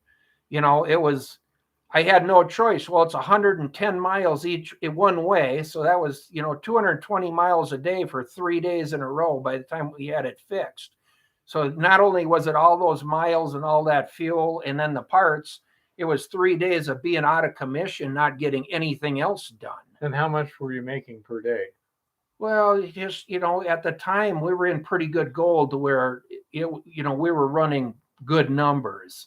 And then you take 3 days out of your season that, as you're watching Gold Rush, they're always saying that, they cost them, 14 hours and at whatever, 3 ounces an hour. It was this much it cost them for that repair. Well, yes and no. You can't count something that you didn't have to begin with, but you did lose those days that could have been productive. Yep. What if you need to pump uphill? They have pumps nowadays that can do that. Oh, It's, you can it's just a pump. cost. Yeah, you can pump a mile up. Yeah. That's Again, it's off the shelf technology now. You just need some diesel or some line power. Golden Queen mine of Mojave, silver gold, producing 50,000 ounces of gold a year. Mind boggling. The mine I used to work at produced 36,000 ounces a year with about 20 people. Yeah, he might be, Chris, but he's still there. Yeah. Yeah, anything that can go wrong will. And even if it can't go wrong, sometimes it'll find a way. Yeah, it'll still go wrong. No, I've had brand new equipment that was just as bad as the old junk equipment. I mean, it is what it is. All Things right, happen. Tricky. Yeah. Take care, and we'll talk to you whenever. Yeah, thanks, Tricky. Oh, Thalia. Hi, Thalia. Eva will be here in just a minute to do her report, and you can see her new T-shirt. But anyhow, yeah, leave as little chance as possible because it will get you. What if a bear walks into your mind to hibernate? Make sure you put a grate on it. Yeah, a secure door works really well to keep them from doing that. All right, we'll let Eve in here, and then when we come back, we can go over some stuff. Hi, everybody. Note the dystopian fashion statement. I am very much thinking everyone needs one of these.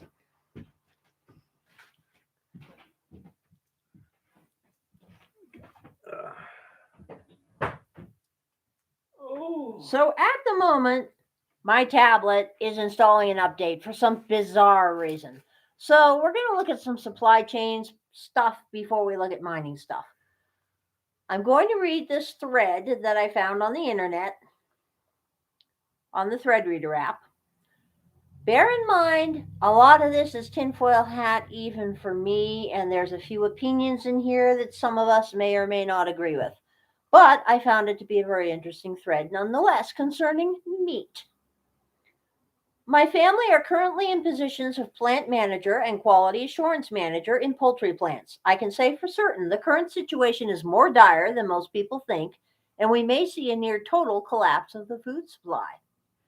COVID has thrown a wrench in every industry, especially food processing, ranging from plant closures to outbreaks and now government overreach with vaccine mandates.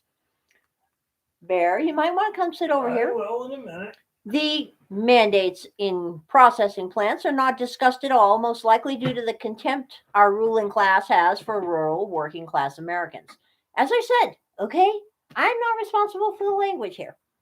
The current situation with mandates is from multiple fronts, USDA inspectors and the factory workers. For context, USDA inspectors are federal employees that are paid for by processing plants and necessary for operation. Without them, these plants cannot run due to federal law.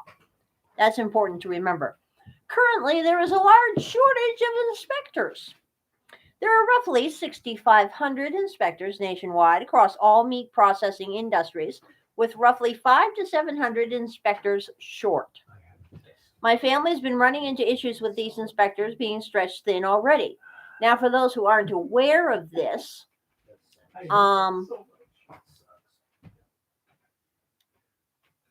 there has been a consistent shortage of meat inspectors in the USDA for some time now. There have been news reports about this every now and then, going back to at least 2012 that I know about. Okay, so yeah, there's always been a shortage of inspectors, and well, one has to wonder why, since it's a government job and it's a good one. Yeah, Adam, nobody can find Tyson chicken tenders. There's a lot of reasons for that. Okay. The inspector at this Midwest plant is responsible for 3 total plants normally, but he currently is inspecting 9 total plants at the same time. This is dangerous for both the well-being of the inspector and the quality of the food produced. On top of that, the USDA is covering up their shortage. Well, that happens. Okay, that happens. it's a thing. It's public relations, you know. On their jobs page, they list a measly 57 openings for inspectors. They cover this up by only listing each position for a week or two at a time to prevent people from realizing this dire shortage. Now, I will say this. I have noted in the fact that in the past, that if you watch government websites, there's a little code that goes with each job. And if you keep an eye on them, quite frequently, they are up for a week or two and then they disappear. And then they come back a month later for a week or two and then they disappear. This is kind of how the government does things. Whether that is because they're trying to actively cover a shortage, which I would not doubt at all, or because they fill those positions, who knows? I'm going with the former here because I have seen the way the government hires. I'm not going to say more than that. If you can't say something nice, you know. These inspectors have received a memo stating they have until Friday, November 19th to get vaccinated, despite the actual deadline being December 4th. The problem is a sizable plurality of inspectors refuse to comply. I edited. Roughly 25 to 35% are at the moment out of compliance. If upwards of 35% of inspectors are fired, we're looking at roughly 2,200 inspectors nationwide disappearing. This will be catastrophic. To be clear, this person is fully supportive of that position. Likewise, if a plant is stretched thin on quality assurance personnel to protect the quality of meat, that will lead to a complete shutdown of these plants until they can be fully staffed. We're looking at this being compounded with the inspector shortage. If this happens, many plants will not be able to run, meaning no meat in the store and no food for children in public schools. Wonder what happens to the. Some of the biggest customers of the animals in plant the my supply family line. works at are public schools and prisons, as well as national chains. This could result in children becoming malnourished at schools, as well as families having a very hard time putting food on the table. Now, how bad is the current situation pre-mandate? Managers at this plant have already had to jump on the line and help produce chicken due to a lack of employees.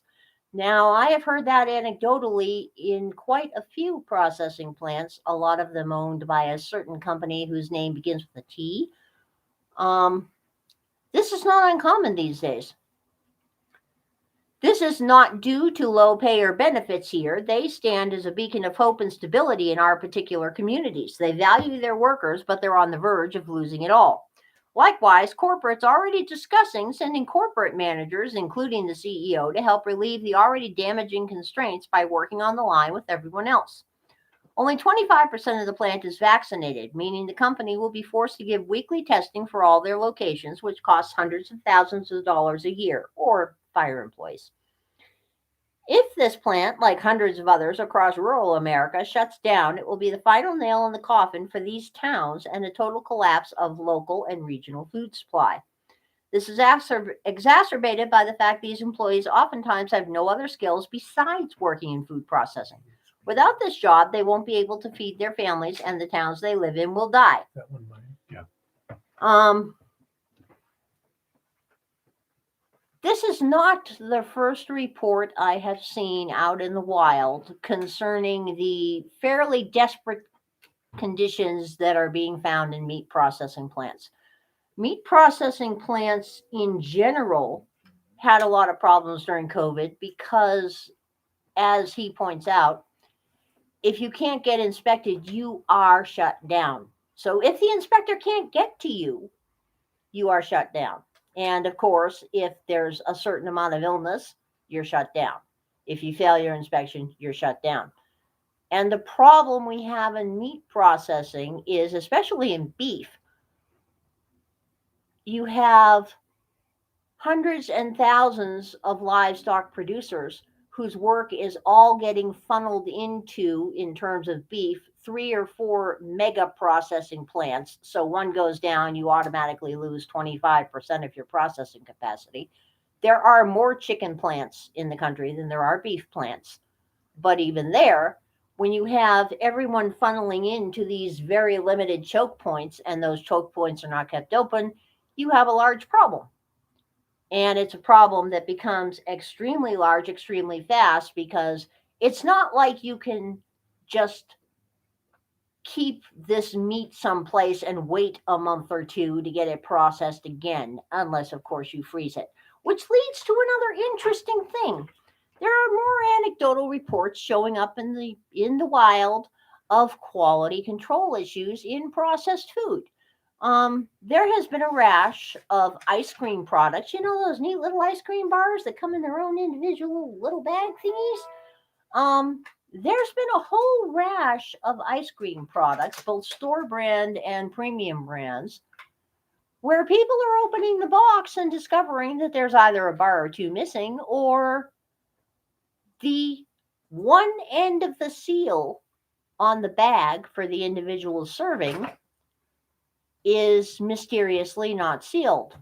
And there's no sign that any machine tried to seal it. It's not like the adhesive went away.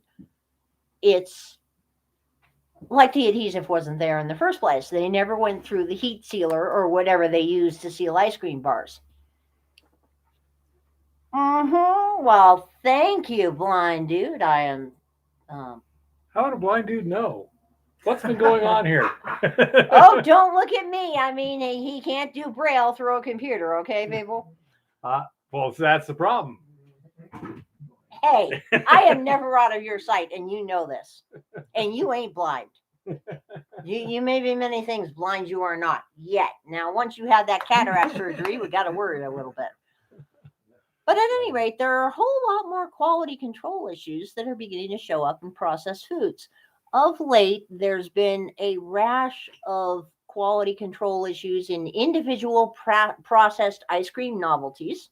There has been a rash of quality control in Snickers bars. Apparently, people are finding Snickers bars that are 1/3 smaller than they're supposed to be, or they're finding stale and obviously damaged and dried Snickers bars in brand new packages that have very long extension on the expiration dates.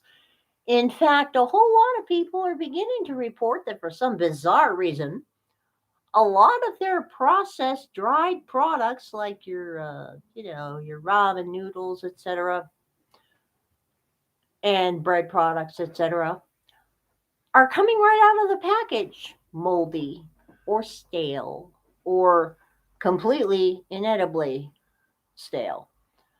Now, I find the ramen particularly interesting because, as we all know, ramen is like Twinkies, okay? This stuff, it never dies. But apparently it's dying now. So these are other things to look for in your personal supply chain. Because when you're seeing these kind of quality control issues showing up at the plant and they're not being caught by QA, they're not being caught by the machines, there's something a little bit bizarre going on.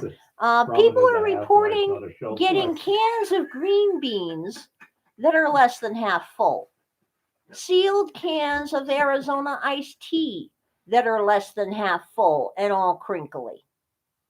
So we've got some interesting things going on in the supply chain. I just want to bring to people's attention, in the description for this live stream, you will see a link to a YouTube video. You're going to want to watch that video. It's on a YouTube channel, and it's done by he's an ex-soldier, and then he's got his producer, and their guest was somebody from the former Soviet Republic of Georgia, who described the conditions during the 3-year Georgian Civil War, and the dynamics, the circumstances, and things like that. So one thing I found interesting, he said the currency went to nothing in a week. And yeah, Chris, a lot of these processed foods you normally do have a half-life, not a shelf life. The problem is a lot of them aren't even meeting their half-life anymore. We got to wonder how many decades they may have been sitting in a warehouse someplace in the middle of nowhere, But anyhow, if you look at that video, you may find it very informative. And it does not surprise me, Adam, that they found that. That is something that should not be happening. That's not the way you're supposed to be killing cattle. Somebody doesn't know what they're doing, I would guess. Well, you normally get the cattle into the plant before you start doing nasty things to them.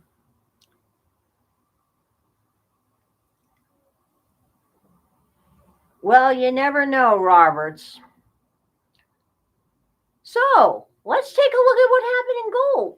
Now, you all may have noticed that out of the blue, for absolutely no reason whatsoever, right after Powell, I believe it was, right after that yo-yo was reconfirmed in his position of overwhelming authority in our federal government, the price of gold dropped 2.5%, which is a little bit bizarre.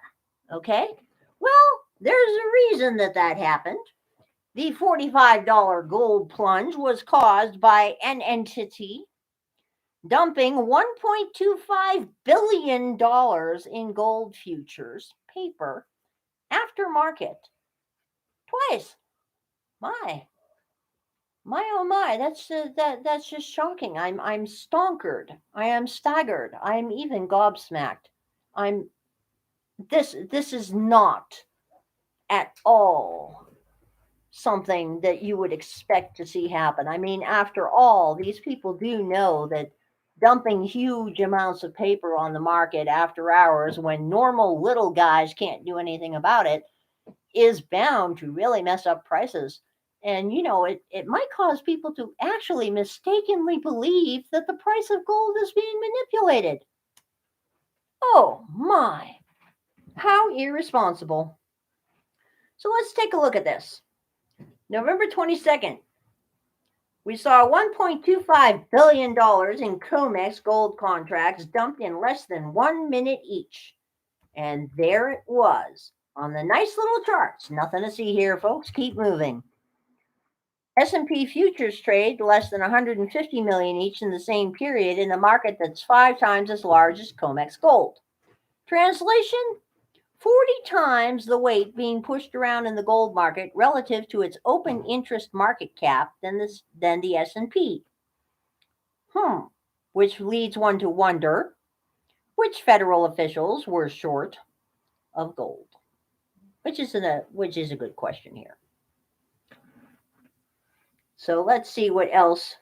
Robert says right now an ounce of silver is going for $50 in online auctions. Yep, So that that's does the not actual price. That does not surprise me because there's also an article on this particular website, which if anyone wants to go there, is King World News, KING World News.com.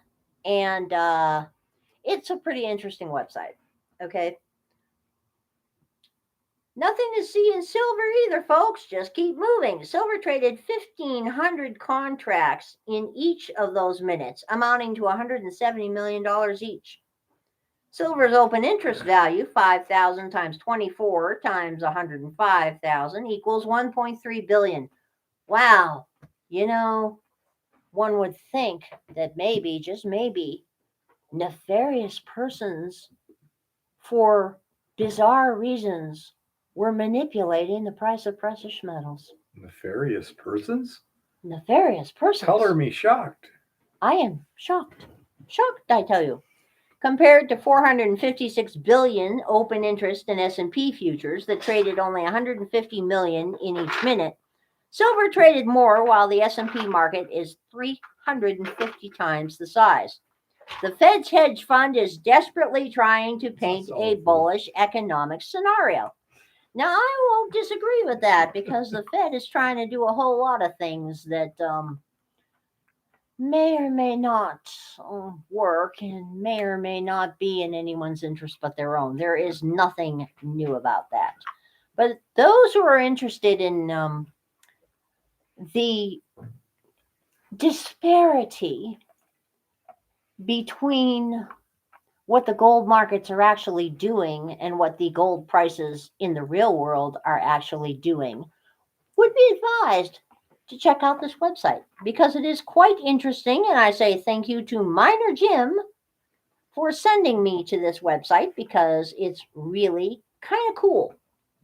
Okay. Really good articles. So I'm going to go take a look at mining.com because I saw something interesting.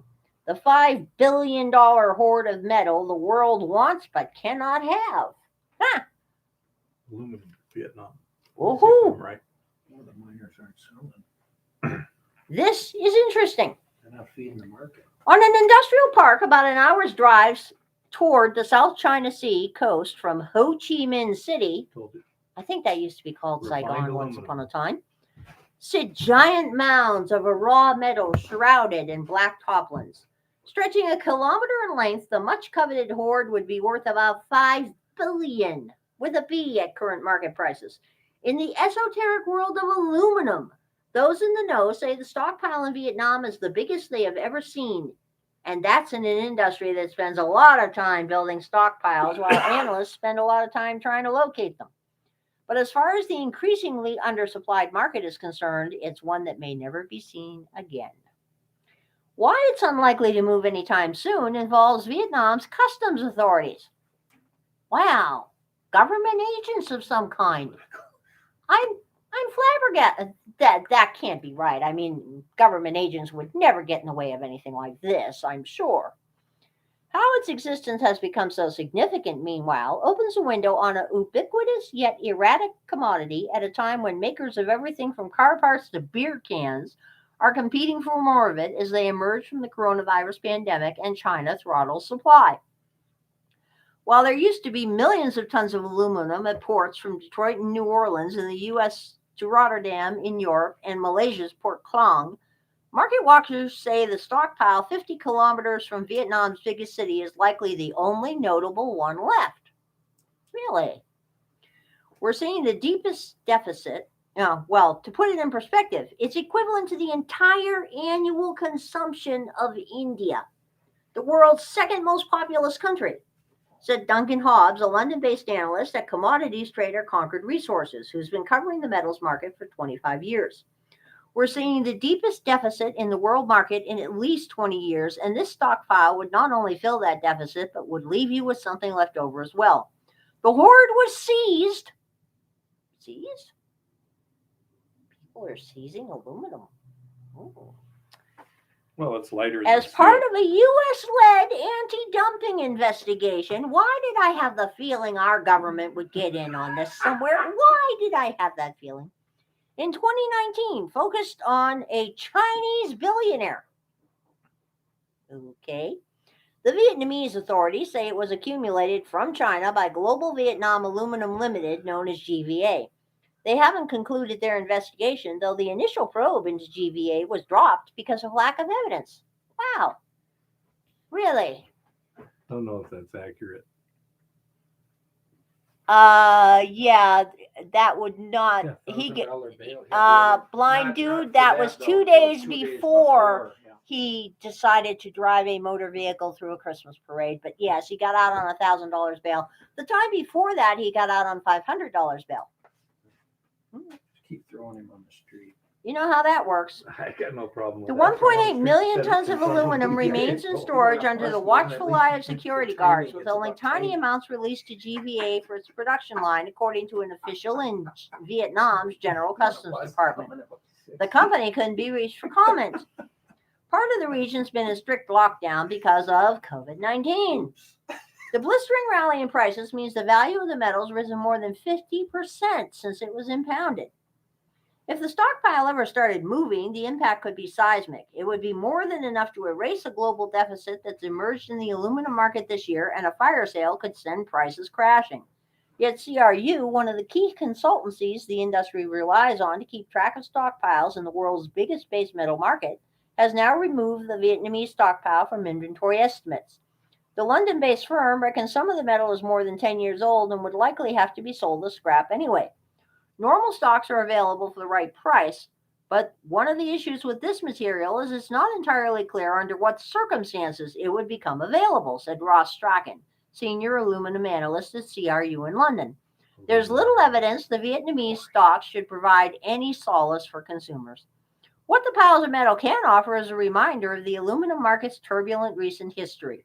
The interest in the unreachable hoard reflects the metal's watershed moment as an era of oversupply gives way to shortfalls because of Chinese curbs on productions to reduce emissions. That is becoming a very convenient excuse for a lot of things. Somehow, I rather doubt it really has anything to do with reducing emissions at this point, people. Aluminum traders spent much of the past decade fretting that a colossal glut built up in the global financial crisis could flood back to the market and suppress already weak prices. Detroit car makers, for example, drastically scaled back purchases while producers carried on pumping out the metal in the hope of knocking out competitors. More than half of producers globally were losing money, but for many of the huge costs involved in turning off their smelters would have been even greater. So month by month, the surfeit of unwanted metal grew. Then in stepped banks and trading houses.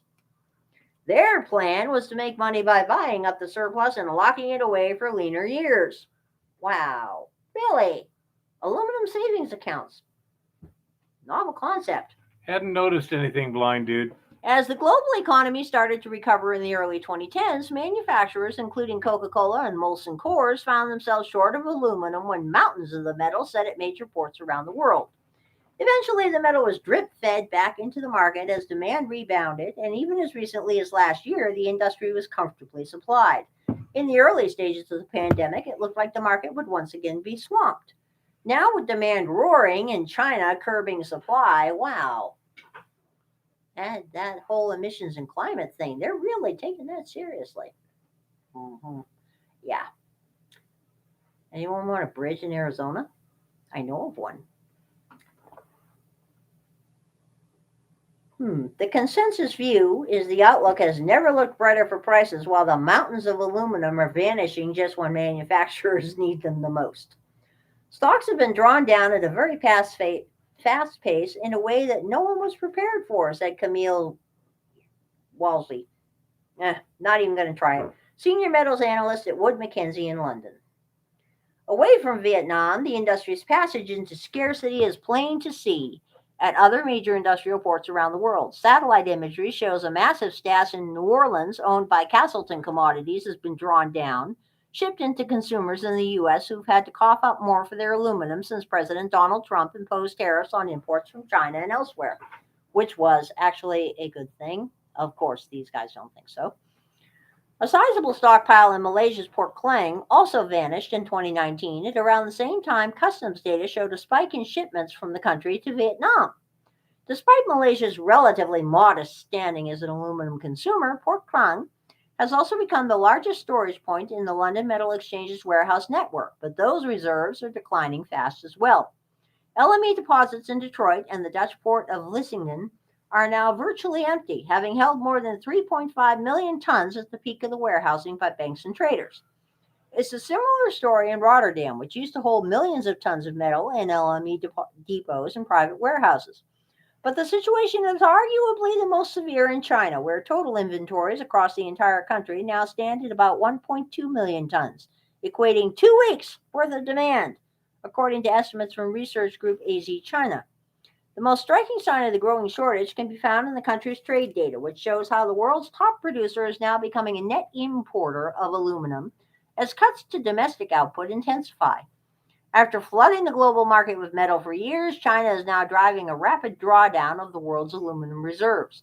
For China, for the sheer size of this country, if the Vietnamese stockpile could go back, it would be easily absorbed. That stash, though, remains tantalizingly out of reach. Quite interesting. So, we have a huge pile of aluminum that nobody can get their hands on because, government. You know. No problem with that idea, huh? And wheat soared to a new 9-year high on supply concerns. And corn and soybeans are also way up. So, despite the Federal Reserve making pronouncements regarding Thanksgiving, it's going to get more expensive to go plant-based when it comes to your grains. In case you had missed that one, this week the Federal Reserve decided to make a rare foray into the world of nutrition and kind of tread on the toes of the USDA and the few other people in Washington. They opined that since turkey is $1.42 per serving for an average size at average American prices. We should all consider changing our Thanksgiving habits to embrace some tasty soy alternatives, because the tasty soy alternatives are only 66 cents a serving and they have more protein. Yeah, tofurkey on the menu. Totally. Of course, if you happen to watch, I believe it was Grey's Anatomy, we're supposed to be mourning Thanksgiving rather than celebrating it. So, I will say this. On the recommendation of the Fed, Bear and I went out and bought an 18-pound turkey for 2 people.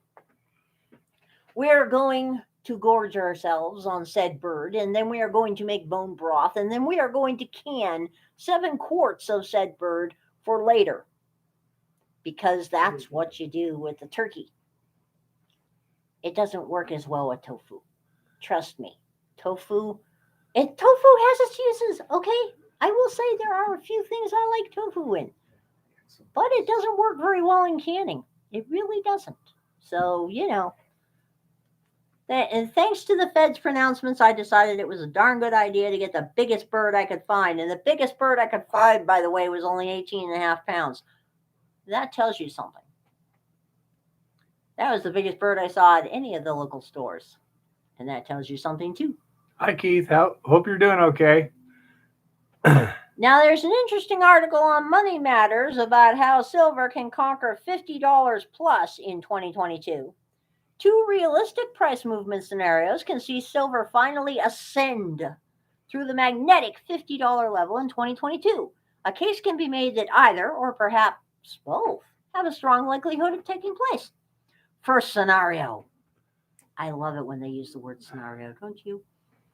In December, silver moves up from a strong multiple-year base with an impulse leg driven first quarter, punching through the strong resistance and spiking into the low 40s before retreating to its breakout just above $30. It builds a broad $15 sideways horizontal support resistance price box between $43 and $28. I like all that techie stuff. I have no idea what it means, but boy, that sounds good. Volume strengthens on up days, lessens on down days, creating a descending technical triangle. In April, silver breaks out of its 4-month coil and dives into new multiple-year highs between $44 and $55 per ounce, creating spikes above 50, but without managing 3 closes above a given price, in the case of historic 50. David Morgan looks forward to validate a bullish impulse leg breakout. In mid-June, physical silver gives up the ghost and retreats into a seasonal July to August double bottom. Many long-term silver bulls lose hope as the triple top they see causes them to conclude silver prices will never rise and stay above $50 during their lifetime. Metals and miners wash out into the fall of 2022 as the last weak hands are worn out or scared out, even as silver consolidates for a 4th, and this time successful, assault on 50.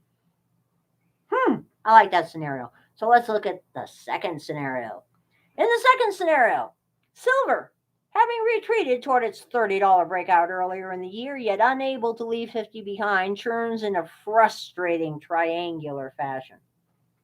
Meanwhile, new, subtle, but sustained physical buying comes in late in a session on any breakdown in price. Large money siphons off increasingly scarce physical inventory, like what happened in late October 2021, when a metals dealer colleague shared with me he had just taken a test order from a new customer for $5 million. The silver price is coiling. The spring is tightening. Those who have read this column have heard the litany of supportive factors, but there are 2 more that may slip beneath people's radar. In several decades of following the restless metal, one powerful technical tell, what I call the 4th time indicator, stands out. It's when a price challenges either upside resistance or downside support for the 4th time. Remember the number 4 here. A classic example of this took place at what would become a 5-year cyclical bear market built out from the 2011 upside failure and touched $26 in silver for the 4th time. I remember getting a pit in my stomach thinking it's probably going to go through and keep dropping, which is exactly what it did. The metal dealers I speak with tell me that virtually no significant quantities of gold and silver are coming back into the market. Additionally, a tell I watch for is the availability or lack thereof of fractional ounce gold coins like the Canadian gold maple leaf or the Australian gold lunar. Upon inquiring recently about 1/10 of an ounce Canadian maples, I was told don't expect anything before late January 22 at the earliest. Some American fractionals are available, but internationally less desired by dealers than their more easily resold cousins. Isn't it funny? I wonder why it is that American fractionals don't have nearly the selling power that foreign fractionals do. Who knows? Maybe people just don't trust that American gold is actually gold. I'm sure that's not the case, but that, just saying, if the tinfoil hat fits, I better wear it here. It's adjustable. Silver has acted like this before. Jeff Clark's talk at last fall's Silver Symposium, envisioning how the next silver bull run might unfold, was titled From Boring to Boom. Clark noted how silver actually declined for 2 years into 1976, during a time as now when inflation and unemployment were high, and there was an ongoing energy crisis. He had a dozen quotes from the expert read aloud, several from the venerable New York Times. I wouldn't even use them to line a birdcage. I certainly wouldn't trust them on metals. Said one in the event by a less than a prescient observer, gold is headed below 100. Who wants to put money in gold and silver now? Another, any argument against putting money into gold goes double for silver. Silver is fool's gold. Wow. Pravda-esque stuff there. Clark described the current environment succinctly and eloquently. We have a falling silver price surrounded by catalysts. You may be a long-suffering holder whose dreams of a meadow moonshot have been dashed too many times to count. And yet silver in 2000 traded for less than 4 to the ounce, rocketed to nearly 50 in 2011, and even today with a 3 to 5 ounce bullion premium and 9 to 12 for American Silver Eagle versus the traditional 3, you're still looking at a 30 handle. What do you think will happen when one of those catalysts or some other unexpected factor collides with a jaded, nothing's going to change investment cohort, an unsuspecting public, and an asleep at the wheel manufacturing sector? In conferences and essay columns like this one, I've said it before, everyone knows the price of silver. Look it up on an exchange or call your dealer. But no one on the face of the earth has even a rough idea of the value of silver. My bet says, as we track the metal's path to 50 in 2022, followed by an epic 3-digit stellar shot in 23 to 24, we're all going to find out. If such is the case, which side of the bet will you be on? Good point. See, they like gold. I like silver. Sorry, it's the same color as my tinfoil hat. I like to coordinate people. When silver makes its move, the side of the mountain is going to blow out. In March 1980, Mount St. Helens in Washington State blew its side. Everyone, including the geologist monitoring the activity, who himself died during the explosion, expected when and if it did activate, it would follow the classical vertical eruptive form. But no, it didn't. The northeast side of the volcanic cone disintegrated as a 300-mile-per-hour hellfire storm of ash, rock, plant matter, and a bird's beak I found in a relative's backyard spread out across several states. This may serve as a fitting analogy for what's to come when silver explodes, making its exponential beyond the comprehension run, shocking even the experts. Should this take place, will you be standing there empty-handed as a spectator watching, or holding physical silver, some gold, and perhaps platinum in hand to ensure your other assets? So yeah, I have seen this week a very strong consensus of opinion across financial analysts, banks, and every silver and gold bug site online that says $50 is going to be our new normal for silver in 2022. Some people are forecasting as high as $320 by the end of 2022. I would say I'm going with the 50 because 50 is a number everybody understands. And realistically, with the premiums that are on board, we're already at 50. Not counting the premium is not looking at the value. I don't pay attention to the number. You notice I very rarely read you the closing number for today, because that number is every bit as imaginary and ridiculous as all the numbers on the stock exchange. It has no basis in reality, because if I can't find that metal out here in Helena at that price, there's a problem. And lately, you can't find that metal at that price or any other price in the real world. It's getting more and more to the point where people have had to buy online. And as one tinfoil hatter on Prison Planet said to me the other day, oh yeah, they're going to make sure they keep the premiums real low online. They're going to make sure that they get as much of the physical metal online as they can, because online they can see who you are and they know where that metal is, which is just another thing to consider in the grand scheme of things.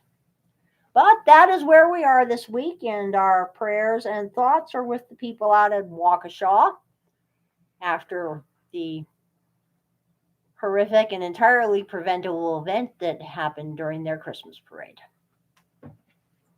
That is all I will say about that. I will say, if you want to follow the story, go to Conservative Treehouse.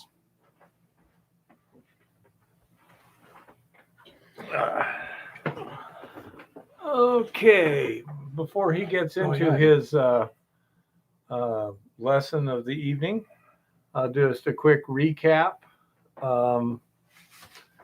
We got enough data on the max water 104133 resin that we can now predict what it will do with reasonable certainty with my ore and my leach solution. And that is, it's not going to recover much in the way of percentage until you get to about 3 parts per million in solution. And after it gets to about 27 to 28 grams of gold per pound of resin loaded in the resin, the recovery also goes to crap. So you want to keep your concentrations at reasonable levels up in the 5 to above range. Ours are going to be in the generally around 15 grams per 15 grams per ton? Yeah, grams per ton, parts per million. And so the lower end doesn't matter. Still haven't done any real experiments in terms of getting the gold out of the resin. That'll be later this winter when we got nothing else to do. The system out at the mine seems to be able to produce about 1 to 2 tons of ore per day with 2 people. And the Sierra Blaster is scheduled to show up on Wednesday, so I'm scheduled to try it out on Friday. So that's basically what's going on in my world, and he's just slacking off. Just catching up on all the things I need to do before winter does show up. So with that, I'll turn it over to my able associate here. All right. Well, I thought I would kind of take it to the next step from the things we've talked about, already. Doing historical data on a site, looking at learning anything you can, with maps and Google Earth and everything else before you actually put boots on the ground.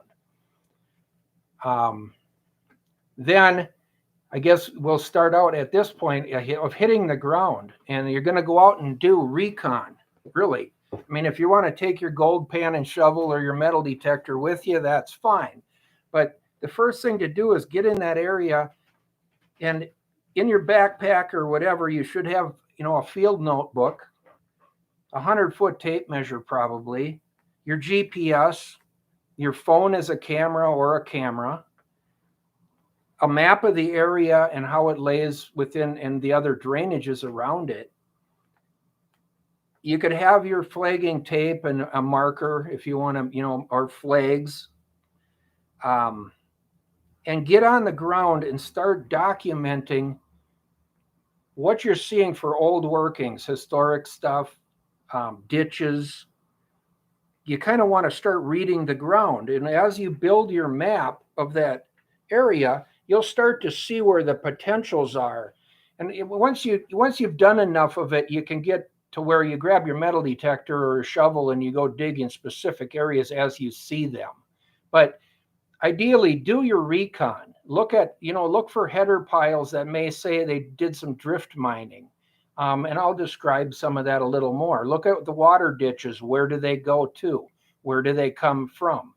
Water ditches can be a great place to metal detect because the soil's been disturbed, in those areas that sometimes you can find gold along the water ditch where they dug through some, hard rock ground and maybe hung up, pulled some nuggets out. Look at the benches and the variations in the drainage. Where is their bedrock protruding?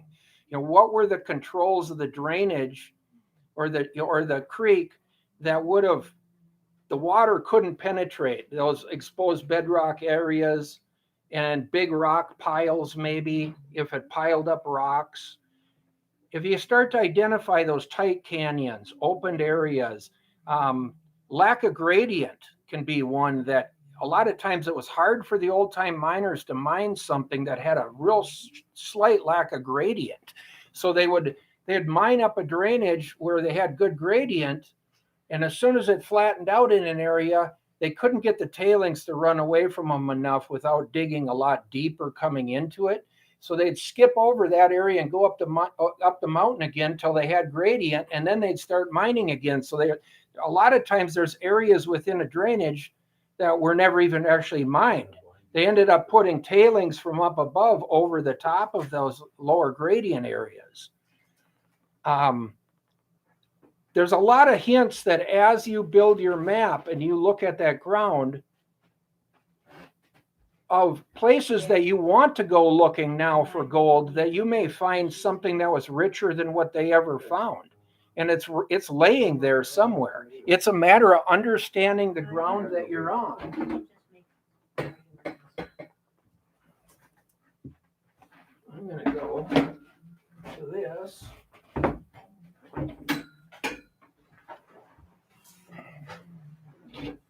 I don't know if we can, you're getting a little reflection there from the kitchen, but let me grab a marker.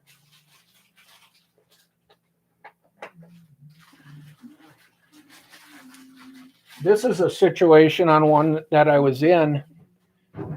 Keith, when you get a chance, shut that light off because I'm getting a lot of reflection. That's all right. Bear can cook my dinner in the dark. It's still a little bit. Take a little of that light out of there anyway. Here, let's. How's that? Yeah, exactly, Chris. There's a lot of ways of kind of just identifying. Ideally, I like to get on a site and I'll just kind of draw a rough sketched map similar to what I've got here as far as, a drainage coming into the existing drainage. Start kind of outlining where you see your bench levels of what defines the actual drainage here, here and here. As far as the elevation changes, you start to look at the potential of could the benches have value? What was mined? Look at your rock piles and kind of figure out how far between rock piles and things like that. And maybe they buried some stuff in between as they mined up gradient. The tailings from up here maybe buried some things in between. But you don't know that. I mean, the more time you spend looking at it and identifying it, the more things that become obvious as to what the potential, I've kind of, put in here the exposed bedrock. So you've got a little bit of a tightening here at the drainage. They mined through the middle. And where the original channel actually was is hard to predict, but it throttled at the exposed areas, which could be possibly good metal detecting areas on the front side or the back side if that ended up to be, some kind of a control that threw the water over like a riffle in a sluice box. The other thing to look at really is the ditches, because in this drainage, when I was in it, I wasn't sure if they were taking water out of this drainage and putting it over into this one to mine this drainage, or vice versa, because the elevations were so close. By using my GPS, I was able to, shoot an elevation and then shoot another elevation over there and see that they were running water from this drainage way back up this drainage. But sometimes it's not totally obvious to which way were they running the water or where were they doing the work. But in this case, when we got further up the drainage, they never even mined it because they couldn't get extra water up the drainage that far. So it left us now with an actual almost a mile of drainage that hasn't been mined. They did just minor work in it because the gradient doesn't tilt far enough that they could continue with the amount of water that they had. They couldn't move all that overburden and get that drainage flushed out. So it leaves us in a position where we've actually got a lot of good mining to do. But you could do a test hole. You could also document anywhere you see where they did maybe a test hole, where you've got a hole and then there's dirt all the way around the hole. That was basically like a shaft. They went straight down, tried to hit bedrock and see if there was gold. And what they were doing is the exact same thing that you want to do, as far as try to delineate where is there gold and where isn't there. I mean, if you dig a hole here and there's no gold, go over on this side of the drainage and dig into the bank, or somewhere here at the steep edge, dig into the bank somewhere where it's fairly easy to do that, and identify, is there gold? Because that may mean that this bench could be richer than this one. But once you start to kind of see the picture and understand what the old timers were capable of and what they weren't, it does give you some potential for places to honestly hunt and be successful in finding some gold. Is there any questions, anybody?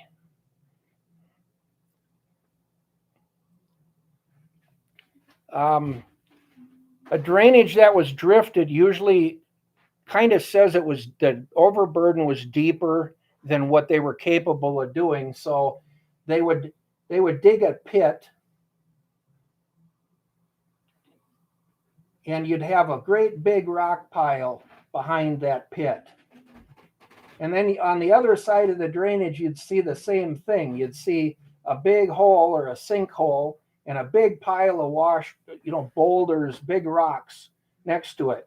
And what they'd do is they'd tunnel under the drainage from hole to hole, and they'd only bring up enough big rock that they could keep that tunnel moving.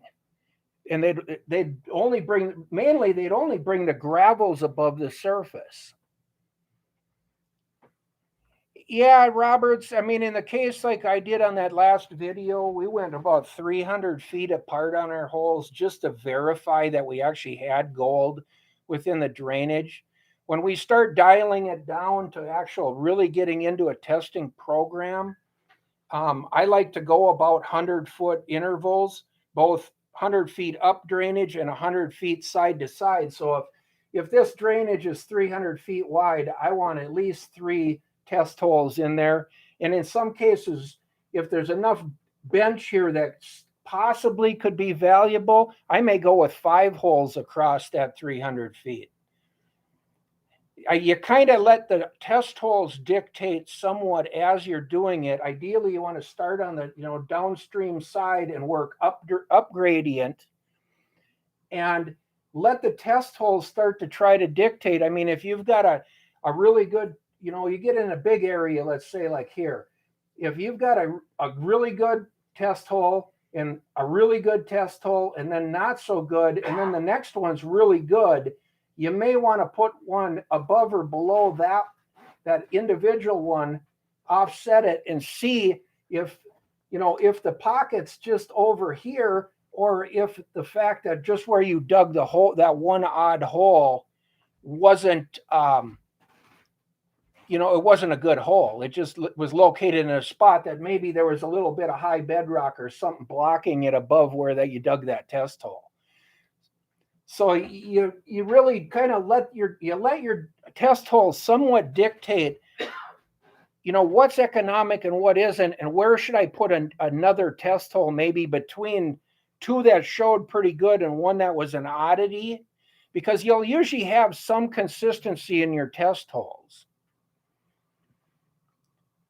Exactly. As you find value, you increase your test hole density. It just like a drilling program, and Keith can tell you that too, on hard rock, they'll space the drilling out a lot of times a lot further to begin with.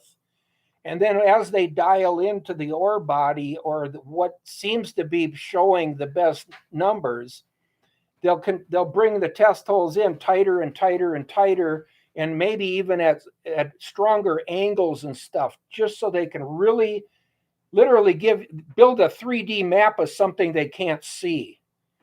Well, if you started with 100-foot by 100-foot grid and you were hitting good ore, then you may go to a 50 by 50-foot grid to dial in on where you've got the ore. Right. Where's the out in the waste, you don't worry about it. Right. Yeah, if you're out in waste, sometimes they'll even just for financial reasons spread those holes out even farther. They'll go to 200-foot intervals just to see if they can intercept anything that says, oh, okay, now we got something. Now they'll try to dial in on it by spacing test holes around that hole a little bit tighter, just to try to identify, is it just a little string that originally the drainage, came down in one area here, and this is a high spot in the bedrock, or is the whole thing still of economic value? Because ideally you want to mine the least amount of material that you can for the value that you can take out. It's less reclamation, it's less handling of material, because normally you handle material 2 or 3 times. Even if you're doing it with a shovel and buckets and a high banker, in order to put back what you're kind of tearing up or the hole you're digging, you end up handling that material multiple times. And on a big scale, it's even worse, because you can end up stripping a whole lot of overburden and building literally small mountains of overburden to get them out of your way, so that you can excavate, the main pay area that you want to take out. And you end up with a lot of costs in every time you handle that material, it's more money. Good question.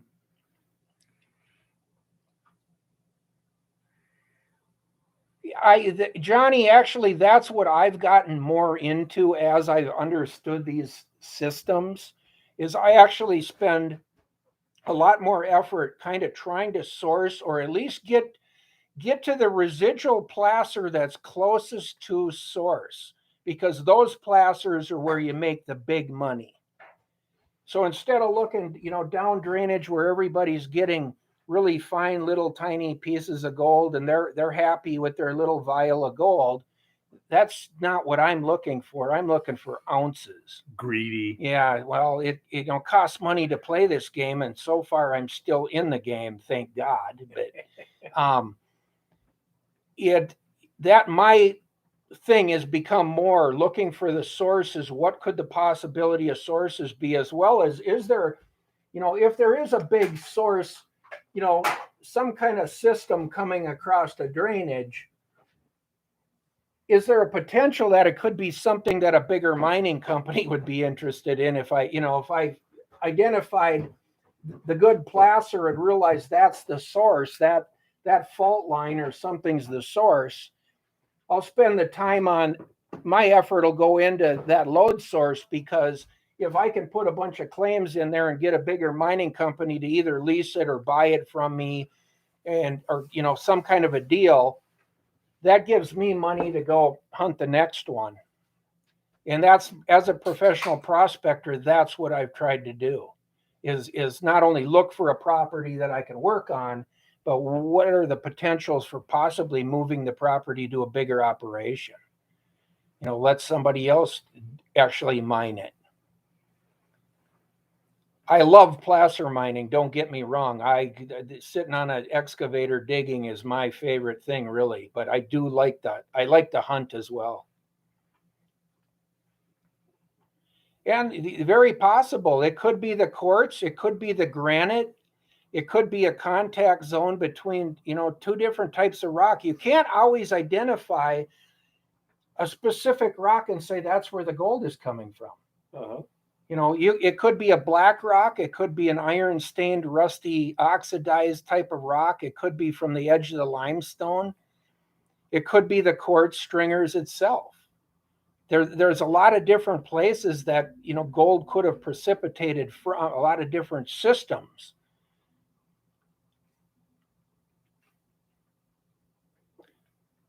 Yeah, Terry, the post-hole auger in some instances, like where we just did that filming on that last video, a post-hole auger actually would have told you quite a bit, like even on a little tractor, just a 6-inch auger could have gave you, you know, the depth of gravels, the overburden, the depth of gravels, all of it was small enough material until you got to the big rocks that, you know, it was kind of interesting that an auger in that situation would have worked till we got to the big rocks.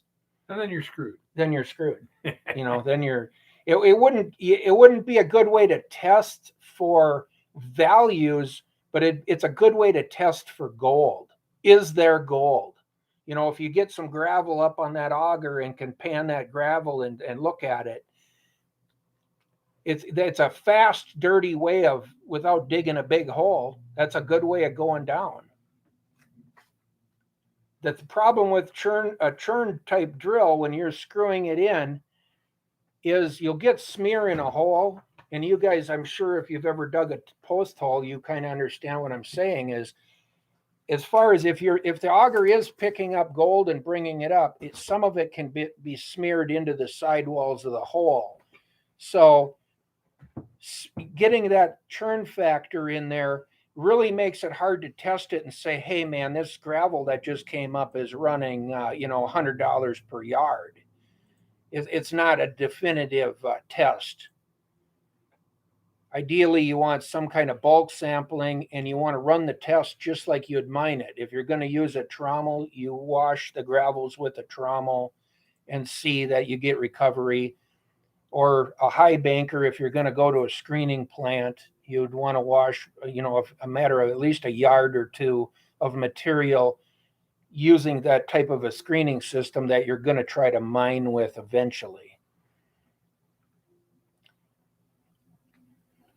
Yeah, it's real hard in a drainage to tell depth without really digging holes. And I'm one that you dig, you know, and I don't know, Johnny, if you saw that last video we did on here of a placer. We're just doing some test holes to identify a drainage for gold. Is there gold there? And it was a yes. Now we're building a testing program for what we're going to do next spring. But and we never did get to bedrock on those digging with that small excavator. So we have no idea if we were 4 feet from bedrock or if we were 20 feet from bedrock. So that then the next thing will be bringing in a bigger excavator where we've got, you know, 27 or 30 feet of reach.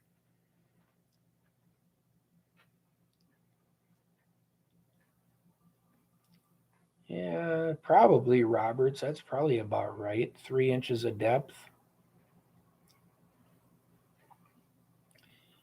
I usually will file if I think it's got potential after I do historic and look at the old workings. If I think it has potential and it's open for claiming, I will usually claim it. I'll take the chance on spending the money and then I'll pull an exploration license and try to get in and out of there as fast as I can to at least determine if it's a yes or a no. If like in this case on this was actually a private piece of ground. I talked to the owner. He wanted to try to look at it for possibly mining, as you know, possible little bit of an income stream for him. So he has water rights. He owns the ground, so that made it a lot easier than an actual claim in this case. And it's a lot easier to permit private ground. So even as a lease, I'll lease this from him with a set amount of money and with a certain royalty that he'll get as, you know, as the job moves forward.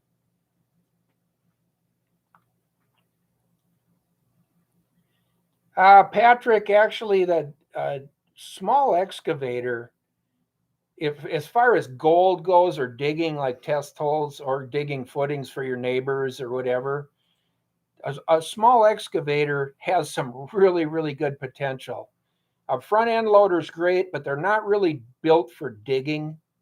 A front end loader is really okay for scooping up a loose pile of material and moving it or loading it on a truck, but not so much for digging. And even if you go to a dozer excavator, where it does, they were built for digging, if you get in a lot of mud or anything like that, they're kind of like a turtle on a fence post. They're not real effective, and it makes a bigger mess that you have to clean up than what you're trying to excavate sometimes. So a small, like that excavator we had on that last video, was an 11,000 pound excavator, and it was just a beautiful little machine. We could pull it behind a 1-ton pickup truck. So getting it into this location was not too bad, because one of the logistical issues of this property is there isn't a good road for within about 7 miles of this place. So we may end up having to walk all our equipment in for 7 to 10 miles. Well, that's a pretty big expense because of the slow speed of walking big excavators in 10 miles down an old road. It's a real slow process. Thanks, Lars.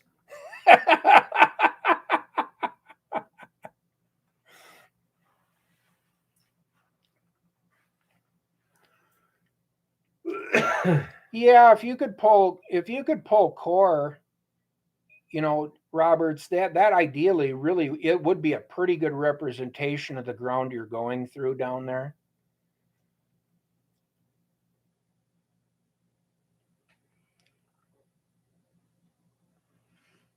Yeah, Kevin, an extend-a hoe works pretty good too. I'm not a great big fan of the tractor backhoes, but they do have their place. I like the excavators better because in these situations, a small excavator, you've got 360 degrees of being able to dump material directly behind you, or load maybe into a loader behind you. And with a tractor backhoe, you're limited to like 180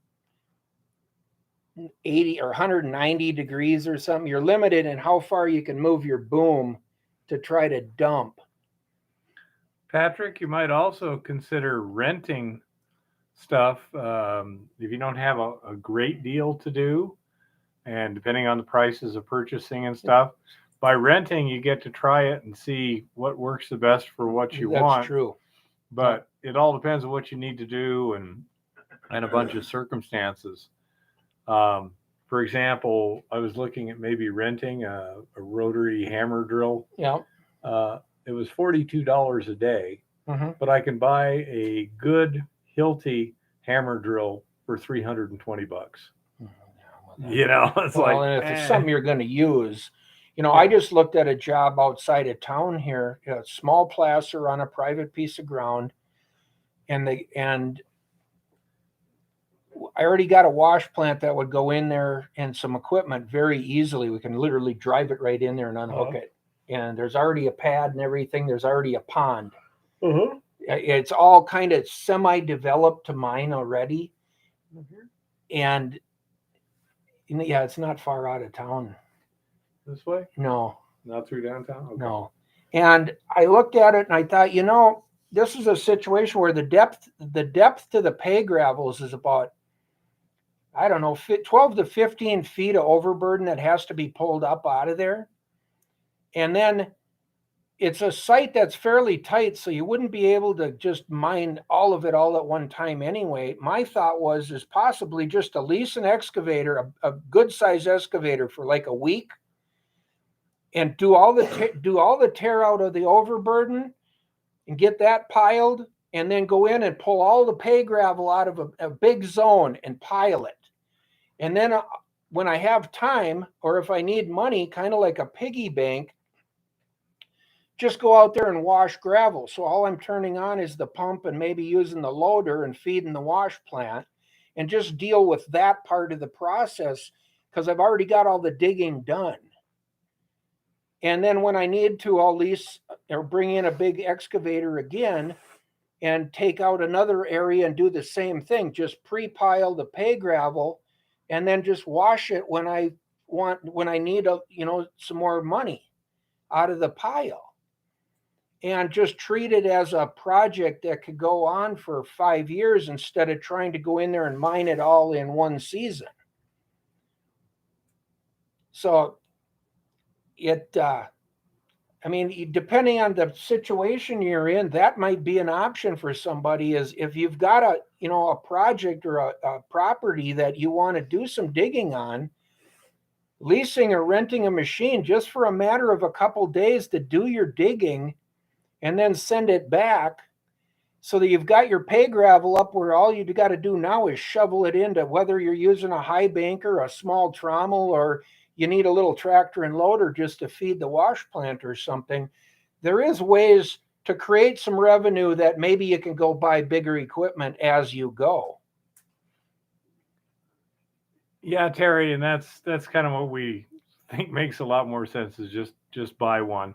Also, Gold Panner, I did check out the local pawn shops, and nobody had a suitable thing. There was an old hammer drill that might do the job for like $125, but again, $300 for a brand new Hilti. Yeah, I'm going to go with the brand new Hilti. Well, even if it's 6, it's a decision. Do I need it just for this 1 or 2 times, or do I need it, going forward? This thing will work really good for carving rock too, where I need the detailed stuff. It's light, it's powerful. And when I'm making sockets for the bottoms of those timber posts, things like that, where chew right in, I don't want to tear up the whole wall or whatever. Yeah, it should work just great for that. Yeah, that is a problem, Jeff, is, that's where an excavator or, a backhoe or whatever, you can pull those rocks up just like we did on that video, get into the bigger rocks and see if you got bigger gold. And even, if you're hand digging that hole with a shovel, that's when it gets tough, because you can easily dig a 4 foot by 4 foot hole straight down for 6, 7, 8 feet. But when you get to that big 2 foot boulder, now you need to build some kind of overhead crane or some way of getting that rock out of your way. Where with the backhoe, you can pretty much get it in the bucket and get it out of your way and get into that other gravel below that. In terms of a jackhammer, possibly. I've got a nice big Bosch jackhammer back in Tucson, but using it on other quartz back in Tucson, I would say the chances of it efficiently breaking this material are pretty low.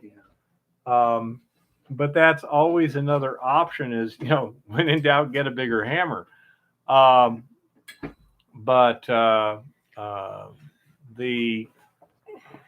Sierra Blaster should do the job with a lot of overkill to spare. And a big compressor and a few other little things. Yeah, definitely, Chris. When you get to having to do some serious drilling, a good jackleg and good steel, those things, it's amazing what they'll just walk right through, and it's very little effort. It's not bad. Yeah, now, as I say, most of this stuff is breaking up easy with the Hilti. Right. Just that little spot there. But that's the problem, even for me, is every time you add a jackleg or a stoper, and then you got to have the big air compressor and air line and oiler, and the list just keeps getting bigger and bigger. And ideally, if you're trying to do it on a small scale, it that makes that part of it tough. Once you have the equipment, now you can pretty much load up and take it to that mine and then go over to that mine. But until you have all that equipment, that's a hard nut to crack in the beginning. Yeah, the reason I got that big Bosch jackhammer was the salesman convinced me, well, it's got twice the energy per blow of the Hilti. And I went and tried it. It did not produce twice what the Hilti did. it was a whole lot heavier, It's a horse to a whole lot my handle. Yep. vibration, Yep. and in 90% of the rock, the Hilti would produce more because it was so much easier to use. Yeah. In the very, very hardest rock, the Bosch would maybe increase productivity by 10 to 20%. It's like, didn't seem to be a very good improvement to me. And as my brain is recalling, the bull quartz I was dealing with down there versus this stuff is harder. I may be misremembering it. That was some pretty tough bull quartz too. I agree with you, Patrick. I don't like shovels either. If I can avoid a shovel, that's why the mini excavators and stuff are pretty handy. You don't need a shovel. Yeah, a hydraulic rock breaker on a big on an one. excavator, You're right. yeah. They have an incredible amount of power, though. Absolutely. So Yeah, well, we're all heading for old geezer status. That's the problem. Is if you don't heading for yeah. Well, I am. Speak for yourself. Yeah, well, you're already there. But definitely, the equipment not only speeds you up and gets to the result faster, it's a whole lot easier on your body if you can use equipment. Yeah, I mean, let's say the other thing is we're trying to stay under the regulation where we're still in casual use. Right. And let's see, a mucker, trammer, Yeah, jackleg, just see, explosive, that's slusher. the problem, the list. Yeah. As I say, you wind up getting into an entirely different regulatory environment, which if you have enough material is just fine. They do make a battery pack hammer. Yeah, they do. I don't know how powerful they are, but I've already got power for the Hilti. And so I've got 110 volts. Dan Hurd had one the other day. Yeah. On your show, battery. But so I might as well just go with a battery powered one since I already need it for the Hilti. And another thing I'm looking at doing in the not too distant future, I mean, as a matter of fact, let me write down on my list for tomorrow. Get extension cords from it. I got a bunch of extension cords laying there that are not doing much now. Yeah. Because the pumps are not running. But another thing that's very nice is to have a light. Oh, definitely. A nice little 110 volt light or two makes life a lot easier. You know what I did on that one I was working on up there? I went down to Harbor Freight and bought 2 50-foot construction sets that have a light every 10 feet. Huh. And they were cheap. I want to say they were 50 footers. I want to say they were like $40 a piece or whatever. But then when the generator's running, I had lights strung all the way through the tunnel in that thing. And man, it was great. It works. Shut the miner's cap off. You didn't need it. What else works good? Christmas lights. Oh yeah, that would work. Low amperage. Yeah, white Christmas lights. Yep. I've got a generator that can theoretically put out 20 amps. I've got 2 50-foot 10 gauge cords, which is the minimum required for 100 feet on the Hilti jackhammer. For drilling the holes, you need a whole lot less power. I'd agree, Terry. I just got it here not very long ago, a new construction light that's got the 3 light, the bigger middle light and the 2 small ones you can aim and that. And it's LED and it's battery powered and it'll charge. You can charge the lights individually or you can charge it as a unit off of just a USB port. And damn it, if that thing isn't bright, and we used it up in the mine because we were trying to take some pictures and do some testing in underground, and that thing ran all damn day, and I was amazed that it did. And we had it on bright, all 3 lights on bright, and it lasted all day long. Cool. And you can pick it up and carry it like a lunchbox. And I was like, damn it, if that wasn't a good investment. Yeah, I'm not sure if it's the RC56 or whether it's just the new version RC46. I know they made one. I think it's just the new version 46, but it has 2 sets of rolls crushers in it for a finer grind, which I think is a good improvement, you know. But it is a bit more expensive.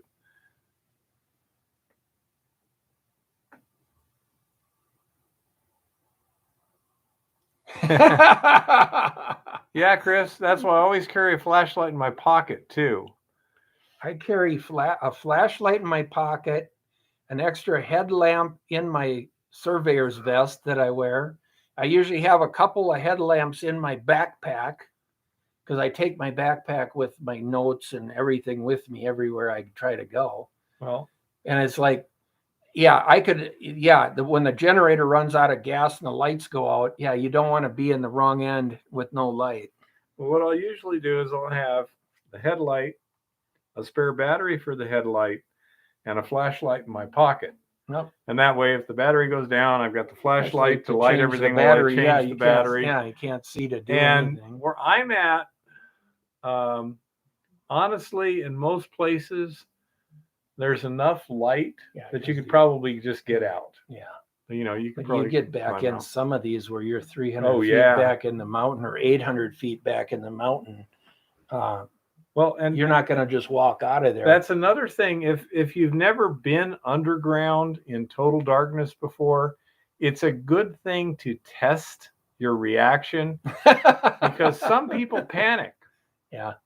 When you can't see anything, some people feel like it's all closing in on them, and you need to know about that if you've got that issue.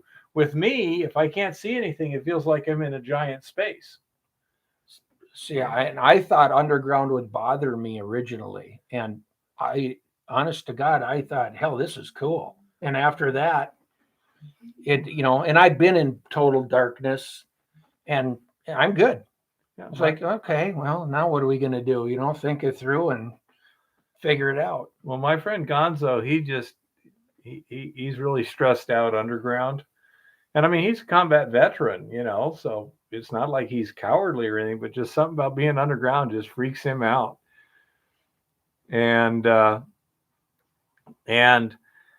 that's, again, it's something you really need to check and see how you react to it. Because if you're going to have a panic attack when the lights go out, that's going to be a bad thing. And you might want to take precautions there.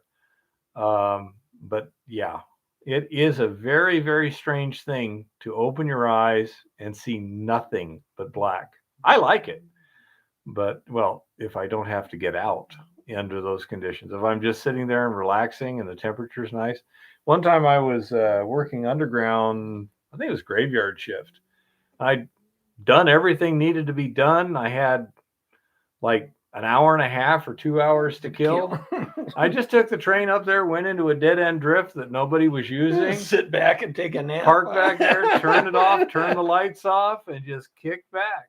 Yeah. Find me. Jeff, I have some Prince Tech lights there's 8 AA batteries in them, and it uses the first 4, and then it'll flash before you have to manually switch it. No, it switches automatically, but it'll flash to tell you it changed to the next 4. But you can run that on high on your helmet. You can run it on high for 8 or 9 hours before you might get a flash. Sometimes it's 12, depending on. But what I did is I bought really good rechargeable AA batteries, and I bought an 8-position charger so I can take the 8 batteries out, charge all 8 of them at one time, and put them back in that light. And now, are those lithium batteries, or are they just? No, they're lithium rechargeable. Nike, they're NiCad, nickel cadmium. Okay, because I found that the standard rechargeable batteries, like you get at the hardware store, are junk. They don't hold near the energy that, say, an alkaline does. Right. And of course, lithium's a lot more than that. I spent a lot of money for those batteries, but I'm still, 3 years later now, I'm still running that same set of batteries. I agree with you, Johnny. Yeah. What's that one? Cry once or cry every time you use it? Yeah. Yeah. Prince Tech.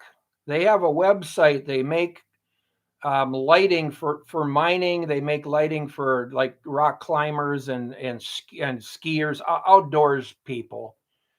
They make all different kinds of lights for helmets and hats and strap-on stuff.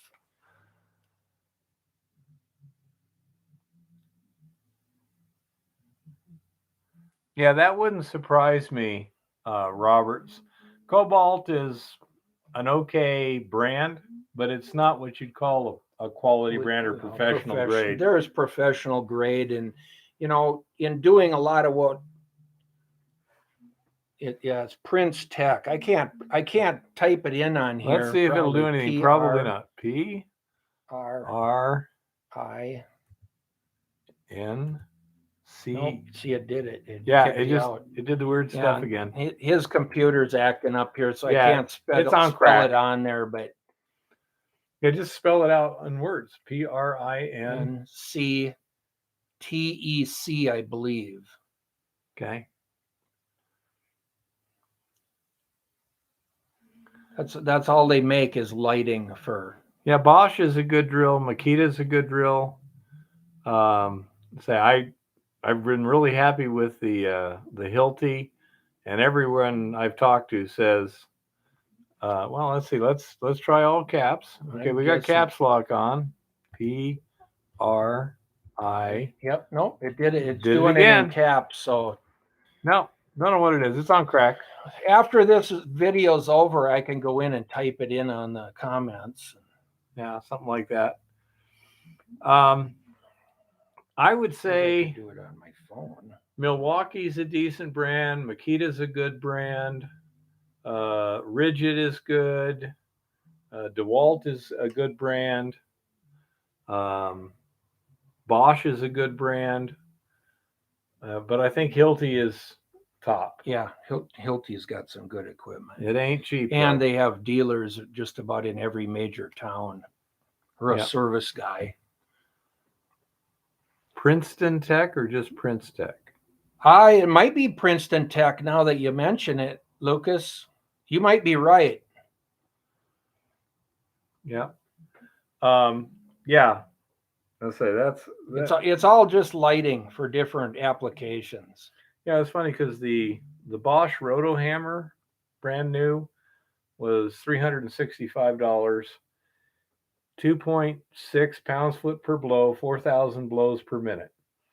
The Hilti hammer drill was 2.6 foot pounds per blow, 4,000 blows per minute, $300 and lighter. Yeah. I was like, okay, guess which one I want? Yeah.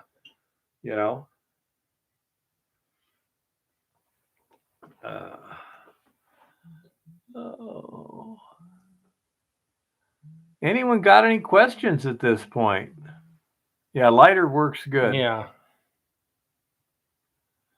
Yeah, I think it was someplace like Austria or Hungary or someplace like that. It's in the middle of kind of almost Eastern Europe there.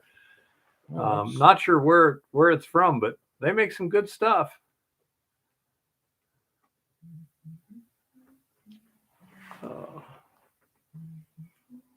But thanks, Lucas, for doing that. Yeah, pulling that up. Hilti's pretty good, and I say we shall see. Since I'm not the one writing the check, I don't make the decision. But that's always a decision. But I say, if you've got a Bosch that weighs more and costs more and doesn't have any better specs, right? Why do it? Well, not when it's a Hilti. Now, if it was like Harbor Freight, right, you'd give you a little nervous. Yeah, those are Chinese foot pounds, right? Yeah. But yeah, and so I say that's my preference on that one.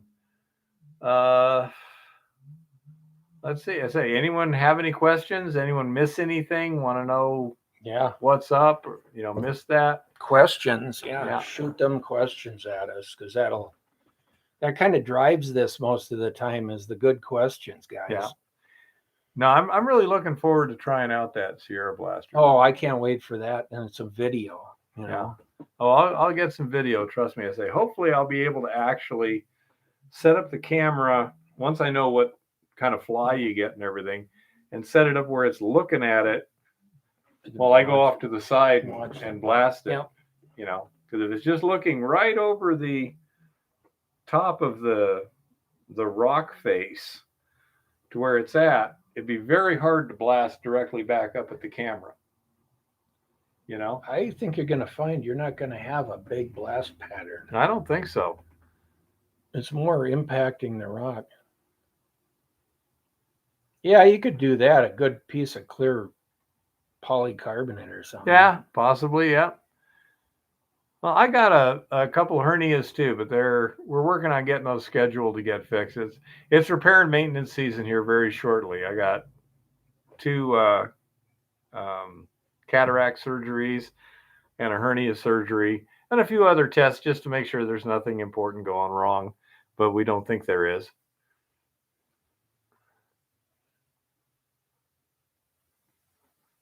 Yeah, I don't think there's going to be a lot of fly rock from it unless you're into some material that really comes apart. But Yeah. Well, again, I'm going to have sandbag on it too. yeah, So that'll tend to hold the head. Yeah. Yeah. I say we'll see what the first one does and kind of evaluate from there.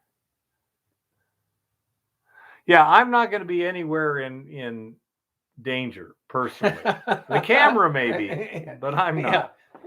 That would be a good place to put the what do you call it too? I think the GoPro it's in a case Yeah, too. because That's the already GoPro's got an got a case. extra case. So I mean, worst case, you have to replace the outer case.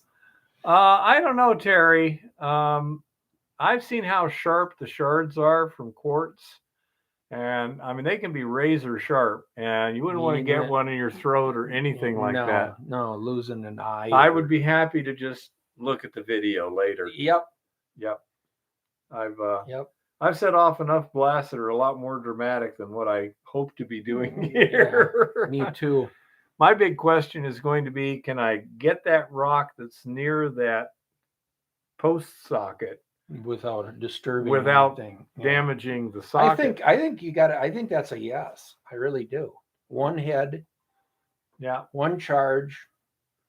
Yeah. And yes, I think I'll probably set it towards the side of the structure so it tends to blow the other way. Yeah. We'll see what happens, but promises to be fun. I think it'll be pretty controlled. I really do. I will also have a roof jack in place just in case. It'll be underneath. It doesn't hurt to shore stuff up. I've got it. Yeah. That's smart thinking.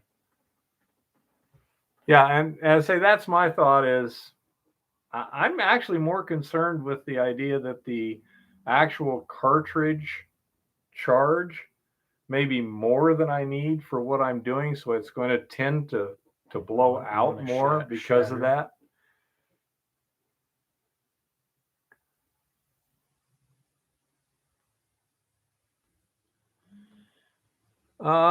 What exact sizes are you trying to recover screen to? If you're talking like, 50, 60, 70 mesh, you can probably just use an inclined wet screen, just run it off there and let it go down. But anything smaller than that, you're probably going to have a vibratory screen or a trommel, I would think. Well, like my bulk cons, he said. My bulk cons, what I was doing is cleaning my big sluice boxes out. We'd shovel off everything on top of the carpets pretty much that we could into buckets. Then we'd roll the carpets, throw them in a water tank and wash them, and of course put them back in the plant or switch them. I had duplicate sets of everything, but we would take all the stuff we shoveled off, we would take down to a small cleanup trommel with another sluice box and reduce it one more time again. All the fines basically from the carpet, we put across the RP4 table just that way. Because everything that was still in the carpet and smaller, all the smaller size stuff, literally from almost maybe close to a 1/4 inch and smaller, we just ran it across the table. Everything else that went through the trommel and the other sluice box, once it was reduced at that point, then that went to the table. So there's a lot of redundancy in re-cleaning and cleaning, but the table ultimately did the best job. Prior to that, I had used gold wheels and panning and all kinds of things that are just too much babysitting. It takes too long to get to the final concentrate, get down past that concentrate. Okay, yes, I was planning on using just one charge. You say you can guide the blast by drilling blank holes. You might create a zone of weakness for it to break at. Correct. Is that what you're saying? I say it. Yep.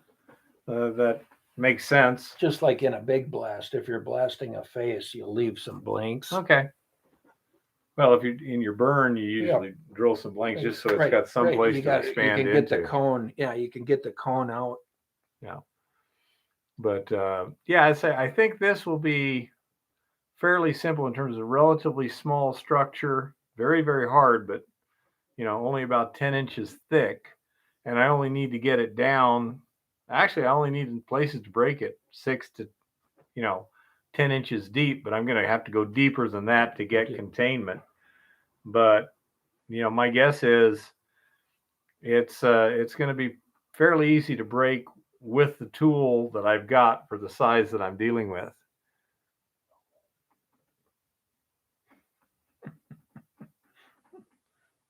Yeah, well, that's 1,500 miles from here, and I've got Medicare. So Medicare is pretty. Although the way they bill things is just simply bizarre. I mean, we got some bills, and it says like procedure cost $450, Medicare approved cost $450, Medicare paid $156. It's like, well, if they approve, if that's the approved price and that's what they're billing, how come you didn't pay $450? Thanks, Johnny, for being here. Yep. It's got a pretty calm night. Yeah, today. Actually, very pleasant. Our weather here right now is unbelievably pleasant for this time of the year. I'm scared. Yeah. The weather looks really nice for this weekend. Almost like summer. Tomorrow's supposed to be pretty nice again. It's just like, wow, this is crazy. Yeah, I mean, 3-4 weeks ago, it was a lot worse out at the mine. Windy, cold. Yeah, well, that's unfortunately, that's what'll happen next, though. It'll go from this to blizzard. Yeah, blizzard conditions or something. I've got, I bought a new hat. It's a cloth hat, lined and everything, and comes down it and it buttons down here, and it fits almost like a balaclava when it's on. Mm-hmm.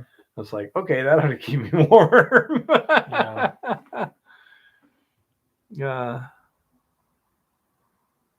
12 minus 30 minus 50 minus 100 across RP4.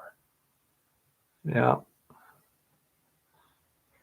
What I've done, Lucas, when I get to that real fine gold and you get that little bit of magnetite or hematite in there that you're trying to get rid of, I'll have my blue bowl running off to the side somewhere, and every so often I'll just go over and put another scoop in my blue bowl, and I'll just let that damn thing run. And that way I don't have to babysit it. And then occasionally I'll take and swirl a magnet through the water above it. And if I'll take out some of that magnetite, if there's that fine a magnetite in there yet, just use a magnet, just keep it, in the water slurry and just suck that stuff right out of there and double check it. Make sure you're not lifting gold with it. But yeah, you're right, Chris. A jig really ideally would be a better way to go. Huh. Yeah, you could do that. That's an interesting thought. But it's not going to carry some of that over near as fast if you're doing that. But No, David, I'm not jealous at all. It's pleasant up here. It's beautiful up here, and it's free up here. And Arizona sucks rocks. yeah. No, it's it really hasn't been bad at all this winter yet. You know, No, this has It been. wasn't bad last winter either. No, Bev. most winters here aren't that bad. You can get that couple days of bad, but well, last winter in February we had about 2 weeks where it never got above freezing. I was here in January one year. I left Minnesota. It was like 27 below for like the 20th day in a row or something. Ouch. And I got out here and it was 72 degrees in Helena here. It was like summer. And that's where Jim busts out the shorts. That's when I decided I didn't want to live in Minnesota anymore. Yeah, it's kind of like one of them John Candy hats. Yep.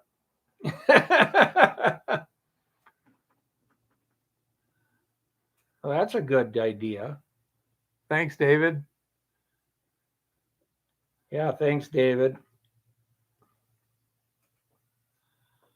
Oh.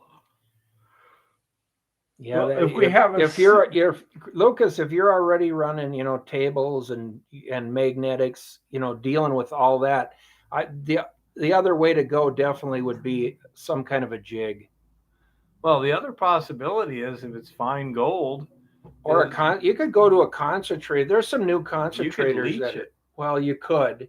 You could. If it's small quantities, Yeah, once it you get would to be. the fine I stuff. don't know. Throughout the season, you'd maybe have a 55-gallon drum or two of material. It wouldn't be that much material. Throw in a little Eco Goldex Yep, and trickle it that through some actually resin. wouldn't be a dumb idea. Yeah, might work just Well, fine. that if you're, that might be an idea for you is pay attention to what Keith's doing with the Goldex.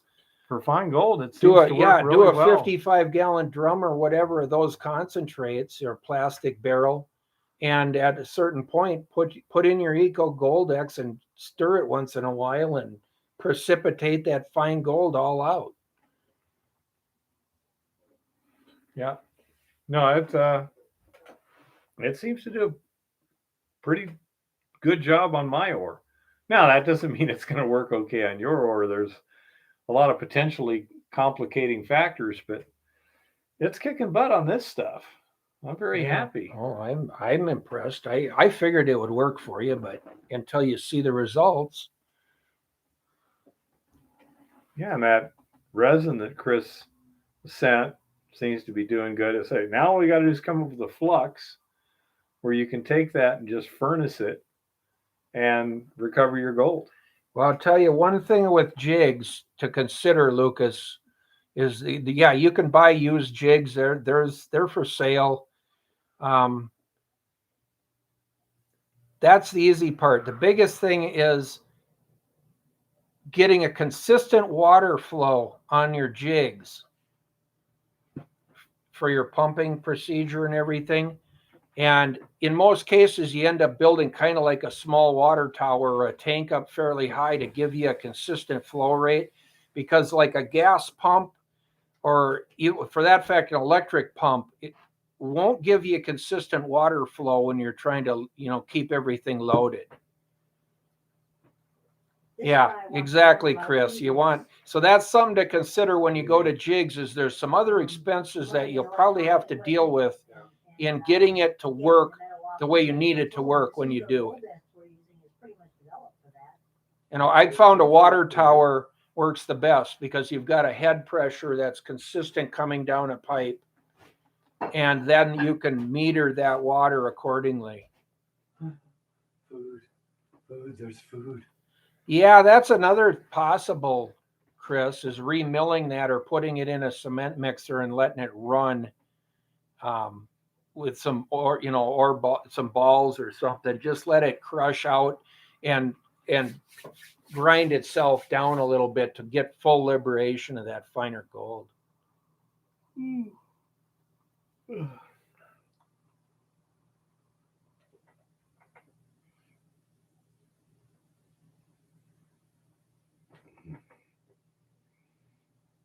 Yeah, if you're working in a lot of hematite or magnetite, jigs can do a pretty damn good job of getting you that separation without losing it on your sluice box and throwing it back.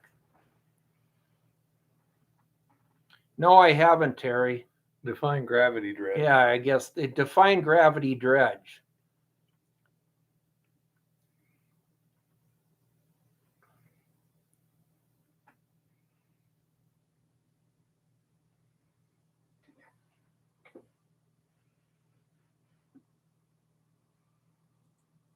Yeah, Roberts, that would be fine for a small amount of material, but if you're, you know, like the last site I was on, if we tried to capture all the black sand and get the finest of the finest gold, we could have spent thousands of dollars because of the amount of black sand we were dealing with.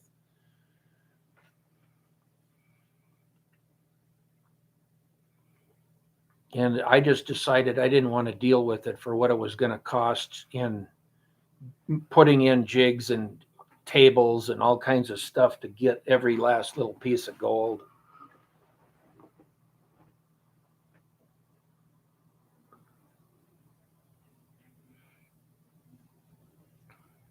So I haven't heard what a gravity dredge is, Terry.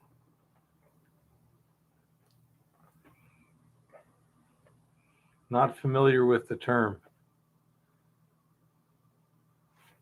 I'm not either.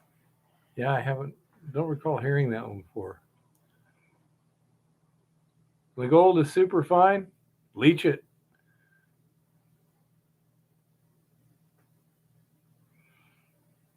And that's where leaching shines, is the very, very fine gold.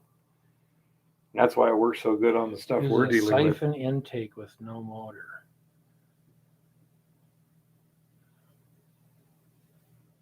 Oh, I think I know what For what you do. from elevation. Yeah, you So take you're your sluice pumping box your water. down the hill. Yeah. You Okay. fill the Okay. suction hose with water, Right. and then as it's going down the Right, hill, it's drawing it. Yeah. Yeah. And that makes sense. I don't know why it wouldn't work.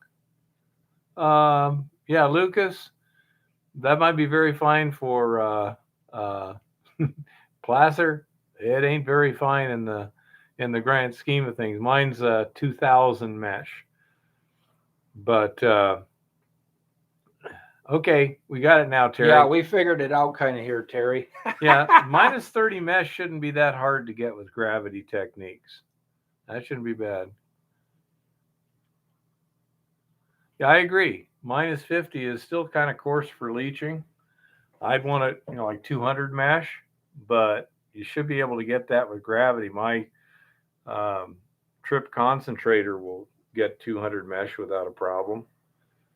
Well, and It gets down to about that 500. was my thought, is going to you could build a small concentrator that would clean that up. Yeah, me too, Terry. Except in this case, my damn computer won't allow me to type. It decided after 2 or 3 keystrokes, it's going to invent some weird word. Yeah, it's kind of doing something weird. Somehow it got something going on.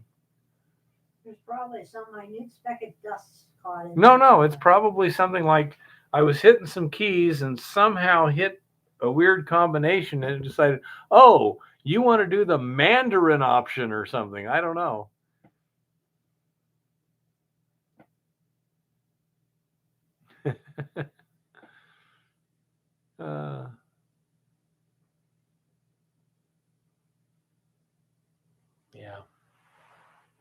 Yeah, I agree with you, Chris. I think a jig might be the way to go for what he's doing.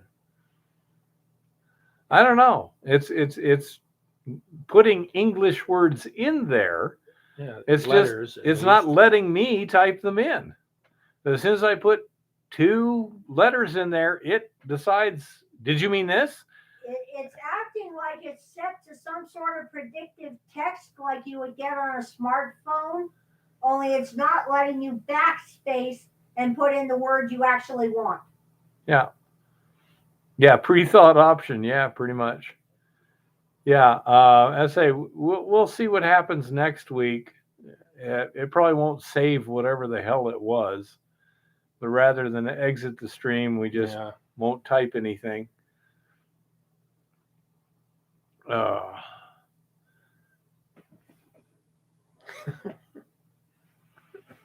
I don't know. It's Electrons hate me. It's bizarre. It's something I've never seen before. That's me and electrons. They conspire. They get together in their little ram cottage somewhere and they go, what can we do to mess with Keith today? And apparently Gremlins. YouTube has a lot of these really obnoxious electrons. Most Yeah, no, programs aren't that bad, but YouTube constantly, the electrons there, they must be like BLM, electrons or something, Yeah, get the white guy. I call it a trip concentrator. It's you probably haven't seen it, but it seems to work pretty good. I got the idea from Prospector Trip, and I was raised in a scientific background where you always give credit where credit is due. So I call it a trip concentrator. And it seems to recover pretty effectively down to about 500 mesh. And it should be noted, Prospector Trip said he got the idea from you. Yeah. There was an argument there, I remember. Yeah. And so, as I say, it's a pretty good gravity concentrator, but this Montana BOR laughs at it. I think I was getting like 16% recovery or some asinine stuff. Yeah, it was just insane. Gold is too small. But that's why we went to Montana Tech and had them electron microscope it, and they're like, well, here's your problem. I say, you aren't getting 500 mesh, that's 2,000 mesh gold. I'm with you there, Chris.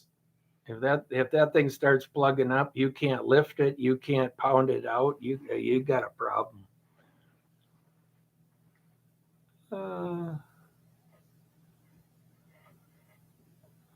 I've done a little bit of dredging, and yeah, once things clog up, life gets unpleasant. Man, you need bars and big long pipes.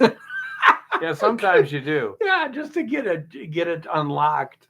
Yeah, and that's a smooth inside. I can't imagine a corrugated inside pipe. That'd be a nightmare.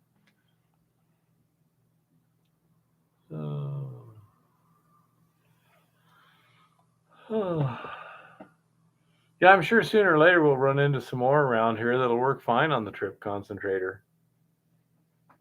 With all the ore around here, most definitely. Yeah.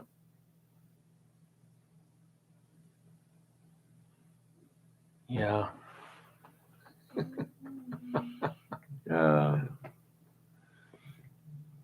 Chris always has an idea. Yeah. Yep. He's our resident rocket surgeon. You know that. Mm-hmm. Oh. Well, some of that material, Lucas, all you can do is like run it on the table twice, refine it and then take the tailings and rerun it again. That's the part I hate about that really, really fine gold is it can be a real pain sometimes. Yeah, Robert, that's what they say, but I'm not sure what all the parameters are.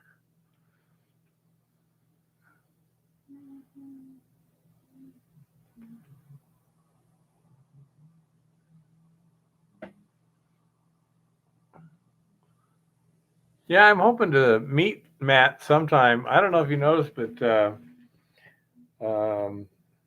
what's his name? Coulter from Mining Magnets. Yeah. He needed some ore crush. Yeah, I watched it. And so he called me up, and I said, "Yeah, you're in Boise, right?" And he goes, "Yeah." I said, "Get on the Prospector Trip. He's just down there in Nampa. Yep. 30 miles down the road or whatever." Yep.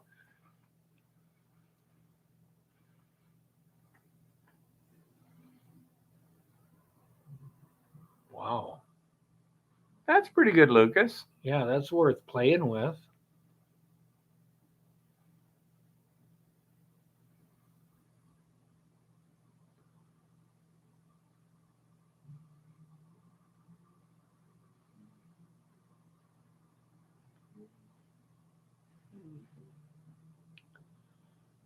Oh, Hmm. this is horrible. You realize I have Yeah. over 12 hours with no food? The test is No like liquid 10:45 in the. And no liquid after midnight. That's not going to happen. You'll be starving to death. No, I'll be at least sipping a little water. No, you watch what happens. He'll hop on the scale at the end of the night tomorrow night, and oh dear, I've lost 5 pounds. And then eat. Well, usually when we go up to the mine for a weekend, I usually lose a couple of pounds because when I'm working, I'm not eating. Right. I don't even get hungry. Yeah, this is why we need to find him a winter job so he doesn't end up weighing 300 pounds. No, it's an upper GI. It's just they're just doing some imaging. I don't know why they have to do that. I've had a little intermittent problem swallowing from time to time. I think it's probably just irritation from acid reflux, but they're doing some testing to take a look at it and make sure there's nothing of any consequence there. So I say, but whatever it is, it's like, I mean, if they're going to remove a hangnail, it's like, don't eat anything after, it's like, geez. And I say, is it just a pain?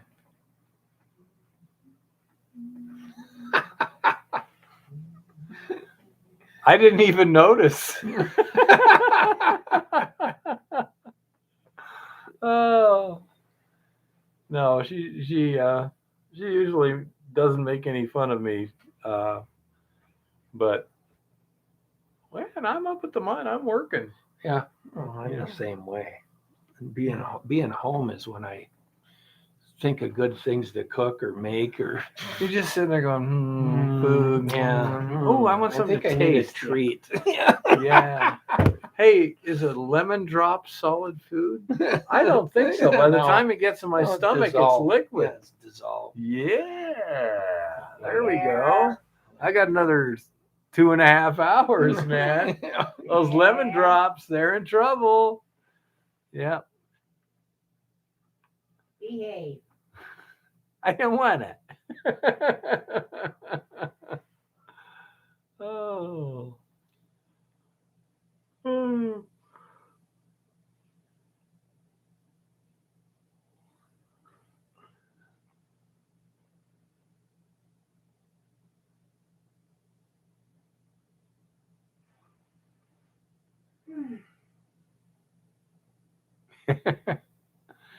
Eva's an unusual woman. She looks at things from a different angle.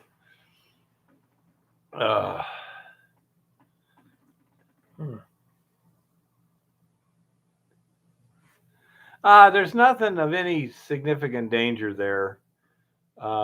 This is all routine stuff. The cataract surgery. You know how long it takes to do cataract surgery now? 15 minutes. Oh, I was gonna say probably under an hour. Yeah, 15 Yeah. minutes. They probably don't even do it. They probably just punch into a computer and that's it. Yeah, could be. No, I think the surgeon actually does it. If it was, what do you call that? LASIK. Yeah, that's done by a computer. But no, they gotta take your cornea back and take your lens out, and put a new lens in. But then I got, let's say, the hernia thing, and again, it's not causing me a problem, but it's like, okay, now it's time to get it fixed. Eye surgery is Off-season. 3 day. Yeah, I'll be able to see better, I'm sure, especially at night. But yeah, that's good.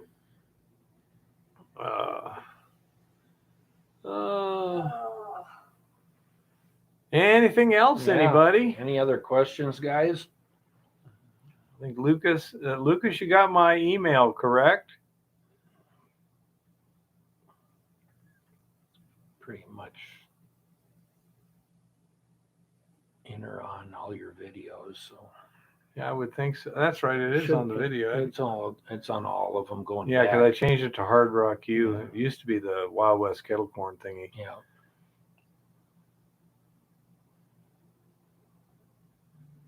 Easy Pan? Haven't heard of that one yet.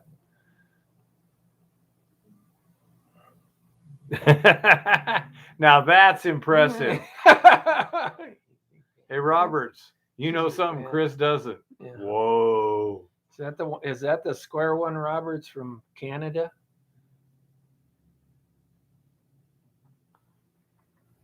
Do you still have the same number? Phone number? If it's the phone number, yes, I absolutely do. Yep. Yeah, Chris, I think it's about time. Yeah. Anyone Well- else got any more questions or anything we need to clean up here?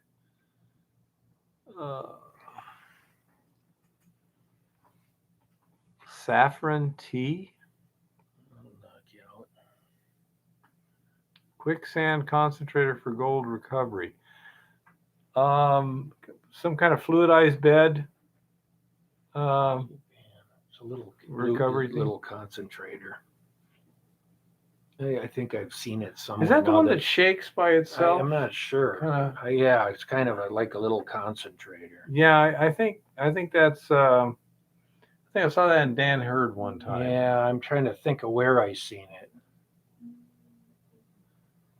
All right. Well, thanks everybody for being here and Yep. the good questions again tonight. I'll try and get you some exciting footage from the Sierra Blaster. We get to blow things up. Hopefully we just kind of fragment them in a very controlled manner. Oh, I'm guessing it'll work. Oh, that's another thing I need to do. It'll work. Sandbags.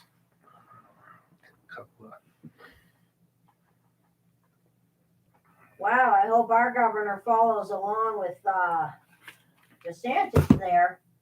About what? DeSantis is doing a tax holiday on gasoline in Florida. $1 billion worth of taxes being returned to the people. I'll see what I can do on that, Chris. Yeah, that'd be a good idea. Yeah. I've got a bunch of pieces in that trailer at my place. Really? Yeah. I could use Because some. I was doing some carpet and had some bunch of trim. So there's some Sure. pretty good sized pieces. That'll work.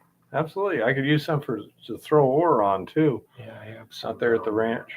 Yeah, Okay. he asked his state legislature to zero out the state gas tax in Florida, which will amount to $1 billion of economic relief for Floridians. You gonna be home tomorrow? Yeah, I will. Okay. I'll call you up first.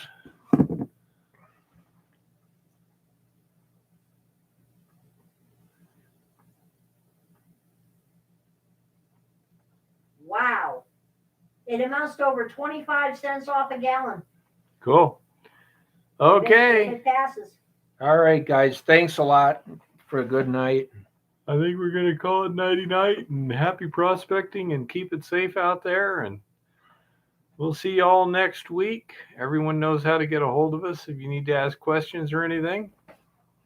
So take care. See you next week. Oh my goodness.